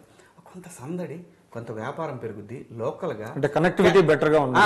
లోకల్గా 10,000-15,000 మందికి డైలీ ఉద్యోగాలు ఉంటాయి. షూటింగ్లు జరిగితే కనీసం 4 షూటింగ్లు జరిగినాయి అనుకోండి, 4 రోజులు 8,000 మందికి పని ఉంటుంది. అంటే అక్కడ కూడా రాంగ్ ప్రయారిటీ అంటారా? రాంగ్ ప్రయారిటీ నేను చెప్తున్నాను కదా. అంటే సినీ పెద్దలు ఉన్నారు కదండి, వాళ్ళు సలహా ఇచ్చి ఉంటారా? సార్ నేను ఒకటి చెప్తున్నాను కదండి, ఇక్కడ స్వార్థం రాజ్యం వెళ్తుంది. నా స్వార్థం అమరావతి, ఆంధ్రప్రదేశ్ బాగుండాలని, అమరావతికి పేరు రావాలని, క్యాపిటల్ సిటీ. హైదరాబాద్కి ఒక గ్లామర్, సినిమా ఇండస్ట్రీ రావటం ఒక గ్లామరు, స్వతహాగా దీనికి ఒక గ్లామర్ ఉంది హైదరాబాద్కి, ఇన్బిల్ట్ ఉంది హైదరాబాద్కి. అలాగే అమరావతికి కూడా ఒక హిస్టరీ ఉంది, సినిమా గ్లామర్ అయితే బాగుంటుంది. నువ్వు ఎవరెవరో తెలియని ప్రైవేట్ సంస్థలకి 150 ఎకరాలు, అది పెడతారో లేదో తెలియని వాటికి కూడా 150, 300, 500 ఎకరాలు ఇచ్చే బదులు 50-60 ఎకరాలు ఇచ్చేసి ఆ ప్రాంతంలో ఇది ఫిలిం నగరం, ఫిలిం సిటీ అని పెట్టేసి అక్కడ చేస్తే, మళ్ళీ మీ వంది మాగదులకు ఇవ్వకుండా నిజంగా నిజాయితీగా ఆర్టిస్టులకి, నిజమైన ప్రొడ్యూసర్లు, నిజమైన డైరెక్టర్లకి ఇస్తే ఇక్కడ వాళ్ళు సినిమాలు తీసే పరిస్థితి వస్తుంది. ఒక బోర్డు, ఒక కథ. ఎంతసేపు పేరున్న వాళ్ళని అక్కడ పెట్టేసుకుందాం, వాళ్ళు మాత్రమే నడిపిస్తారు. అంటే వాళ్ళకి నేను కూడా వ్యతిరేకం కాదు. వాళ్ళకి అవకాశాలు ఉన్నాయి, ఇంకా వదిలేయండి. అట్లీస్ట్ ఎదగాల్సిన ప్రాంతం ఇది. దీనికి నెంబర్ ఆఫ్ వ్యక్తులు రావాలి. దీంట్లోకి ఒక పరిశ్రమ 10,000 మందికి ఉంటుందండి. వెళ్ళే అవకాశం ఉందంటారా ఇండస్ట్రీ తరలి? ఈజీ కదా. ఇప్పుడు సెంట్రల్ గవర్నమెంట్ అనౌన్స్ చేసింది, Andhra Pradesh Hyderabad to Amaravati express highway 2.5 hours 3 hours వచ్చేసి చక్కగా వస్తారండి. బ్రహ్మాండంగా ఉంటుంది. ఫ్లైట్లు కూడా అవసరంలా. కానీ ఆ దిశగా ప్రభుత్వం దృష్టి సారించిందా? సారించదు. ఎవరెవరికి పొలాలు ఎక్కడెక్కడ ఉన్నాయో అన్నీ చూసుకోవాలి కదా. ఆ ప్రాంతాల్లో పెట్టుకుంటే వాళ్ళకి బెనిఫిట్ వచ్చింది, అయ్యగారికి బెనిఫిట్ వస్తుంది, అన్నీ ఉంటాయి. అంటే అంత నేరుగా మీరు అంటే యు ఆర్ కాస్టింగ్ యాస్పర్షన్స్ సీఎం గారి మీద? ఇండైరెక్ట్ డైరెక్ట్గా అదే జరుగుతుందండి. ఇంకా ఏం లేదండి. ఇదైతే నిజం. ఏం ఒక్కటంటే ఒక పరిశ్రమ కానీ, ఒక ఉద్యోగం కానీ, ఒక బిల్డింగ్ నిర్మాణం కానీ, ఒక కోర్టు భవనాల నిర్మాణం కానీ 3 సంవత్సరాల్లో ఇంతవరకు ఈ రోజు కూడా నేను అక్కడ పోయి చూసిన తర్వాత కడుపు మండి మాట్లాడుతున్నాను. ఏమీ లేదు. 33,000 ఎకరాలు ఇచ్చిన రైతులు. మీరు ఇన్ కేసు తెలుగుదేశం వాళ్ళు ఎవరైనా వచ్చి శివాజీ గారు రండి, ఎంత డెవలప్ అయిందో ఈ 3 సంవత్సరాల్లో మాతో డిస్కషన్లోకి రండి, ఓపెన్ డిబేట్కి రండి అని ఎవరైనా ఇన్వైట్ చేస్తే మీరు వెళ్తారా? ప్రజలకు చెప్పండి, ప్రజలకు చూపించండి. మీరు ప్రజలకి మీకు అనుకూలంగా ఉన్న వాళ్ళతో చెప్పించకుండా కాగు లాంటి వాళ్ళని పిలిచి ఇక్కడ జరిగిన అభివృద్ధి ఏంటి, అంటే మీరు ఒక బ్లాంకెట్ ఇది చేస్తున్నారు, విమర్శలు చేస్తున్నారు ప్రభుత్వం మీద. అసలు ప్రభుత్వం మీద విమర్శ కాదు సార్. అంటే నా పాయింట్ ఏనండి, కొన్ని విమర్శలు చేస్తున్నారు. So which definitely damage the image of the government. అటువంటి సమయంలో మీ విమర్శలను ఆన్సర్ ఇవ్వడానికి సపోజ్ ఇన్ కేసు ఎవరైనా తెలుగుదేశం నుంచి ఒకళ్ళు వచ్చి మీరు చెప్పేవన్నిటినీ మేము సమాధానం చెబుతాం, మీరు చెప్పేది తప్పు, ఇంత అభివృద్ధి జరుగుతుంది అని ఇన్ కేసు ఎవరైనా వస్తే are you prepare to? Jaganmohan Reddy గారు అంటేనే దిక్కులేదు, నేనంటే ఎవరు చెప్తాడు? ఆ డిబేట్ లో మీరు జగన్మోహన్ రెడ్డి ప్రతిపక్ష నాయకుడు, ప్రజల తరఫున మాట్లాడాల్సినటువంటి బాధ్యత ఉన్న వ్యక్తి. అతను మాట్లాడుతుంటేనే ఎవడు పట్టించుకోవట్లేదు. వాళ్ళు అతలబా దొంగ అన్నారు. నేను మాట్లాడితే ఏం మాట్లాడతారు చెప్పనా? అడిగి సినిమాలు లేవు, అడిగి పని లేదు, అడిగి ఏదో ఒకటి కావాలి, ఆ పార్టీలో పోయాడు, ఈ పార్టీ వాళ్ళు వద్దన్నారు, మా పార్టీలో, ఈ సొల్లు కబుర్లన్నీ చెప్తారు. అంతే తప్ప కరెక్ట్ పాయింట్ లోకి రారండి. అసలు అక్కడ ఏమీ జరగట్లేదు. ఇది నిజం. నేను చెప్తాను ఏమీ జరగట్లేదంటే అక్కడ మంచినీళ్లు లేవు, ఆ ప్రాంతంలో కనీస అవసరాలు లేవు, వైద్యం లేదు. నాకు వైద్యం లేదంటే హాస్పిటల్స్ లేవు, డాక్టర్లు లేరని నేను మాట్లాడట్లా. ప్రైవేట్ హాస్పిటల్స్ ఉన్నాయి. ఇక్కడ రోజు కాయ కష్టం చేసుకుని పోయేవాడికి ప్రభుత్వ ఆసుపత్రిలో సరైన సేవలు లేవు, దొరకవు. వాడికి నమ్మకం పోయింది. సప్పో చేసి అవయవాలు అమ్ముకొని ప్రైవేట్ హాస్పిటల్కి వెళ్తున్నాడు. అటువంటి పరిస్థితి ఉండకూడదు. ఎవరో వెళ్తుంది అంటే కొంతమంది చేతుల్లో ఉంది వెళ్తూ. తప్పు కాదు, అది కష్టపడతారు, సంపాదించుకుంటాడు, ఎవడైనా సంపాదించుకోవచ్చు, నిజాయితీగా ఏమైనా చేసుకోవచ్చు, అదేం ఇష్యూ కాదు. సామాన్యుడి పరిస్థితి ఏంటి? వాడికి వైద్యం ఎలాగా? మంచినీళ్ళు, గ్రౌండ్ వాటర్ తాగితే నువ్వు నిజంగా టెస్ట్ చేయించు. గ్రౌండ్ వాటర్లో ఉన్న ఉమ్మడి ఆంధ్రప్రదేశ్లో దాదాపు 21 జిల్లాల్లో గ్రౌండ్ వాటర్ తాగే పరిస్థితి లేదండి. నేను చెప్తున్నాను కదా, సర్వేలు చెప్తాను. శివాజీ గారు, సపోజ్ ఈ ఇంటర్వ్యూ చూసి బీజేపీ వాళ్ళు కానీ టీడీపీ వాళ్ళు కానీ ఎవరన్నా మీ మీద డిఫామేషన్ కేసు వేస్తే వేసుకోండి. ఏం డిఫమేషన్ వేస్తారు? ఓటేసాను అడుగుతున్నాను చెప్పండి అంటున్నాను. ఏం డిఫమేషన్ వేస్తారు మీరు నా మీద? ఏమని డిఫమేషన్ వేస్తారు మీరు?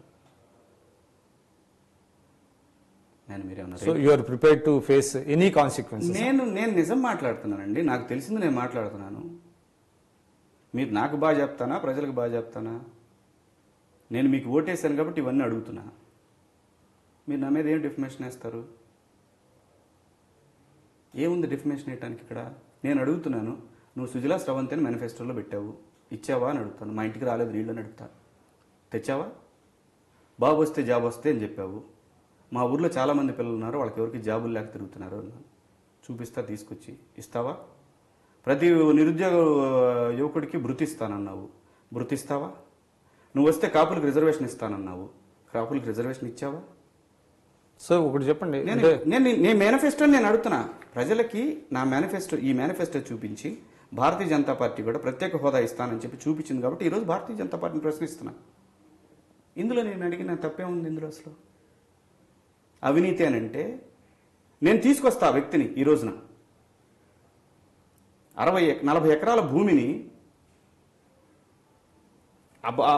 నా భూమి పక్కన ఎండోమెంట్ భూమి ఉంటే దీన్ని కూడా దాంట్లో ఎండోమెంట్స్ అని రాస్తే ఇంకా అసలు ఎక్కడా కూడా ఈ ఈసీకి వెళ్ళినా అదే వస్తుంది. ఇదేంటండి ఇలా జరిగిందంటే కరెక్టేనండి జరిగింది, కానీ ఇప్పుడు కమిషనర్ గారి దగ్గరికి వెళ్ళాలి. ఇక్కడి నుంచి ఎంఆర్ఓ నుంచి ఆర్డీఓ నుంచి జేసీ నుంచి కమిషనర్. వాట్ నాన్ సెన్స్ అండి.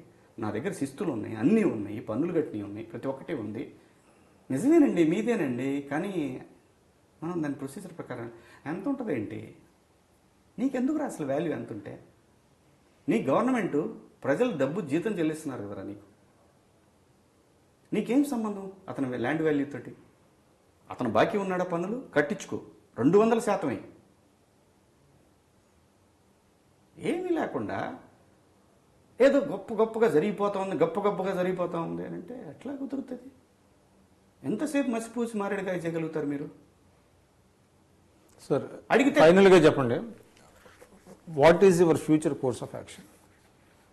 ప్రత్యేక హోదాకి వ్యతిరేకంగా ప్రభుత్వాన్ని వ్యతిరేకంగా ప్యాకేజీకి అనుకూలంగా వెళ్తున్న ఈ ప్రభుత్వం ఉండకూడదు.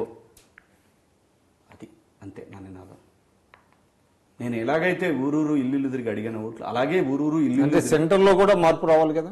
ఎక్కడ సెంటర్ కూడా సెంటర్ని నమ్ముకుని పోరాటం చేయాల్సినటువంటి వ్యక్తి చంద్రబాబు నాయుడు గారు అతను చేయనప్పుడు అతను పదవిని కోల్పోతాడు. That's all. సెంటర్కు ఇప్పుడు సెంటర్లో కాంగ్రెస్ వాళ్ళు మేము వస్తే ఖచ్చితంగా ఇస్తాము ఎప్పుడు వచ్చినా కానీ అని అన్నారు. వాళ్ళు ఇస్తారేమో, అది మన హక్కు అండి. రాజ్యాంగబద్ధంగా మనం నిర్మించుకున్నటువంటి ఉభయ సభల్లో ఆన్ ద ఫ్లోర్ ఇచ్చినటువంటి హామీ. అంటే మీరు వీడియోల ద్వారా వాటి ద్వారా ప్రజలను చైతన్యం చేస్తున్నారు, బట్ గ్రౌండ్లో కూడా కొంత మీరు యాడ్ చేశారు, తిరిగారు, తర్వాత కొన్ని అవన్నీ చేశారు. బట్ అవన్నీ కూడా పెద్దగా మీ శక్తి చాలలేదు, వాళ్ళ శక్తి పనిచేసింది కాబట్టి వాళ్ళు ప్యాకేజీతో సరిపెట్టారు. ఇప్పుడు కానీ మీరు స్టిల్ యూఆర్ హోపింగ్ దట్ ఏంటంటే ప్యాకేజ్ లేదు సార్, అదే చెప్తున్నాను నేను. ప్యాకేజ్ లేదు, అబద్ధం. సరే ప్యాకేజీ ఉందా లేదా అన్నది పక్కన పెడదాం. అంటే ఇప్పుడున్న పరిస్థితుల్లో ఇంకా ఆల్మోస్ట్ ఇంకా 2 years ఉందండి. ఈ 2 yearsలో కూడా చేసేటువంటి ఉద్దేశం తెలుగుదేశానికి కానీ అటు బీజేపీ కానీ కనపడతలా. కానీ మీరేంటంటే హోప్తో ఉన్నారు, వచ్చే అవకాశం ఉందని అంటున్నారు. ఖచ్చితంగా వచ్చే. సో ఆ దిశగా మీ కార్యాచరణ ఉంటుందని భావించచ్చా? ఖచ్చితంగా అండి. ఆ దిశగా ఎవరున్నా వాళ్ళతో నడుస్తాం, అందులో సందేహం లేదు. ఆ దిశగా ఎవరు పనిచేసినా కలిసి ఖచ్చితంగా నడుస్తాం వాళ్ళతోటి. ఖచ్చితంగా కావాలి. అది లేకపోతే ఈ రాష్ట్రం భవిష్యత్తు లేదు. అప్పులు చేసుకుంటూ బతకాల్సిందే. అప్పులు తీర్చుకోవడానికి అప్పులు చేయాలి. అభివృద్ధి సంగతి పక్కన పడండి, దేవుడేగు. పవన్ కళ్యాణ్ గారితో కలిసి చేసే అవకాశం ఉందా మీకు? నేను వెళ్ళి కలుస్తానండి, ఏమో తప్పే ఉంది. ప్రతి వాళ్ళని కలుస్తాను. ఇప్పుడు దాకా కలవలేదా? నేను కలవలేదండి ఆయన ఎప్పుడు. అంటే మీకు అపాయింట్మెంట్ ఇవ్వలేదా లేకపోతే మీరే? నేను ఎప్పుడు అడగలేదు. వెళ్ళే ఉద్దేశం ఉందా మీకు? నన్ను చాలా మంది నాతోటి మీలాంటి మిత్రులందరూ కూడా అంటూ ఉంటారు, కలిసి పని చేయొచ్చు కదా అని. ఆయన చిత్తశుద్ధిని మీరు శంకిస్తారా లేకపోతే నిజంగానే ఆయన ప్రజల కోసం పోరాడతారనేటువంటి నమ్మకం ఉందా? వ్యక్తిగతంగా మంచివాడు సార్, ఇంకా అది ఎంత దూరం వస్తాడో నాకు తెలియదు.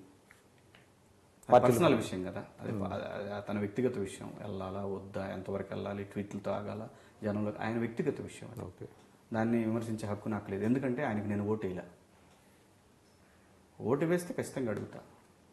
బట్ మీరు చెప్పారు ఈజ్ ద హోప్ అని. డెఫినెట్గా అండి ఈజ్ ద హోప్ అన్నారు. ఆయన 3 రోజులు వస్తే ఒక 3 days చాలు అంటున్నారు. కాబట్టి అటువంటి వ్యక్తిని మీరు కలిసి, అంటే మీరు ఆయన పందాలకు వెళ్ళడం, ఆయన మీ పందాలకు తీసుకురావడం. నా పందాలకు అసలు ఎవరు రావద్దండి. అస్సలు నేను ఎవరిని నా పందాలకు రమ్మను. నేను మీ కింద ఉండే పని చేయాలన్నా పని చేస్తాను. నాకేమి మీ స్టేజ్ల మీద షేర్ చేసుకోవాలని లేదు, లేదంటే మీ పక్కన కుర్చీలో కూర్చోవాలని లేదు. ఏ నాయకుడి పక్కన కూడా నాకు ఎటువంటి ఆశావాహంగా నేనేమీ లేను. It's only in the interest of the public, state అంతే. మనకి అన్ని మోసం, దారుణం. రాబోయే పిల్లలు ఇంకొకటి, ఇప్పుడు జరుగుతున్న పరిణామాలు డిమానిటైజేషన్ అనే ఒక పదంతో పేదవాడు పర్మనెంట్గా పేదవాడిగా ఉండిపోతాడు, ఉన్నవాడు పర్మనెంట్గా ఉన్నవాడిగా ఉండిపోతాడు. రేపు పొద్దున రబీ మొదలైన తర్వాత ప్రైవేట్ ఫైనాన్స్ అనేది జరగదు. మీ కళ్ళ ముందు మీరు చూస్తారు. బ్యాంకులు అప్పులు ఇచ్చే పరిస్థితి ఉండదు, కౌలుదారుడికి అప్పులు ఇచ్చే పరిస్థితి ఉండదు. ఎన్ని ఆత్మహత్యలు జరుగుతాయో మీరు చూడండి. ఆ పాపం ఈ ప్రభుత్వాలకు తగిలి తీరుతుంది ఖచ్చితంగా. 2019లో మీరు పోటీ చేసే అవకాశం ఉందా అసెంబ్లీకి? నాకు తెలియదండి, ఇంకా 2 ఏళ్ళు ఉంది. అంటే ప్రజా జీవితంలోకి పబ్లిక్గా రావాలనే ఆలోచన మీకు లేదా? నేను ఇంకా ఆల్మోస్ట్ ఇంకా అందులోనే ఉన్నానండి. అది ఆ టైంకి ఎటువంటి శక్తులు పనిచేస్తాయో ఎట్లా ఉంటుందో ఆ టైంలో నేను డబ్బులు ఇచ్చి ఎన్నికల్లో పోటీ చేసే పరిస్థితి నా వల్ల కాదండి. నేను అంత ఎక్కడ దోచుకోలేదండి. నా దగ్గర అయితే డబ్బులు లేవండి. ఎలక్షన్లో పోటీ చేసి ఎలక్షన్లో ఓటుకి నోటు ఇచ్చేసుకునేసి అంత డబ్బు నా దగ్గర లేదండి. రూపాయి ఏదైతే ఎన్నికల నియమావళి ప్రకారం ఎంతైతే ఖర్చు పెట్టాలో అంతవరకు ఖర్చు పెట్టి ఎలక్షన్లో పార్టిసిపేట్ చేయమంటే నేను చేయగలనండి. సో అటువంటి పార్టీ ఏదైనా ఉంటే మీరు పోటీ చేస్తారు. So all the best Shivaji గారు. Thank you sir, thank you so much అండి. హలో అండి. మరి మన సీనియర్ జర్నలిస్ట్, ఉమ్మడి ఆంధ్రప్రదేశ్లో పనిచేసిన వ్యక్తి విక్రమ్ పూలా గారితో నా అభిప్రాయాలను ఆయనతో పంచుకోవడం జరిగింది ఐ డ్రీమ్ ద్వారా. ఇందులో నేను ఎవరిని ఉద్దేశించి విమర్శలుగానో లేదంటే సపోర్టింగ్గానో లేదు, నాకు ఎటువంటి ఉద్దేశం లేదు. నా ఉద్దేశం వల్ల నా ఆలోచన, నా యొక్క ప్రతి అడుగు ఆంధ్రప్రదేశ్కు హక్కులు కాపాడుకోవాలి అనే ఉద్దేశంతో ఈ ఇంటర్వ్యూ జరిగింది. Please subscribe I dreams.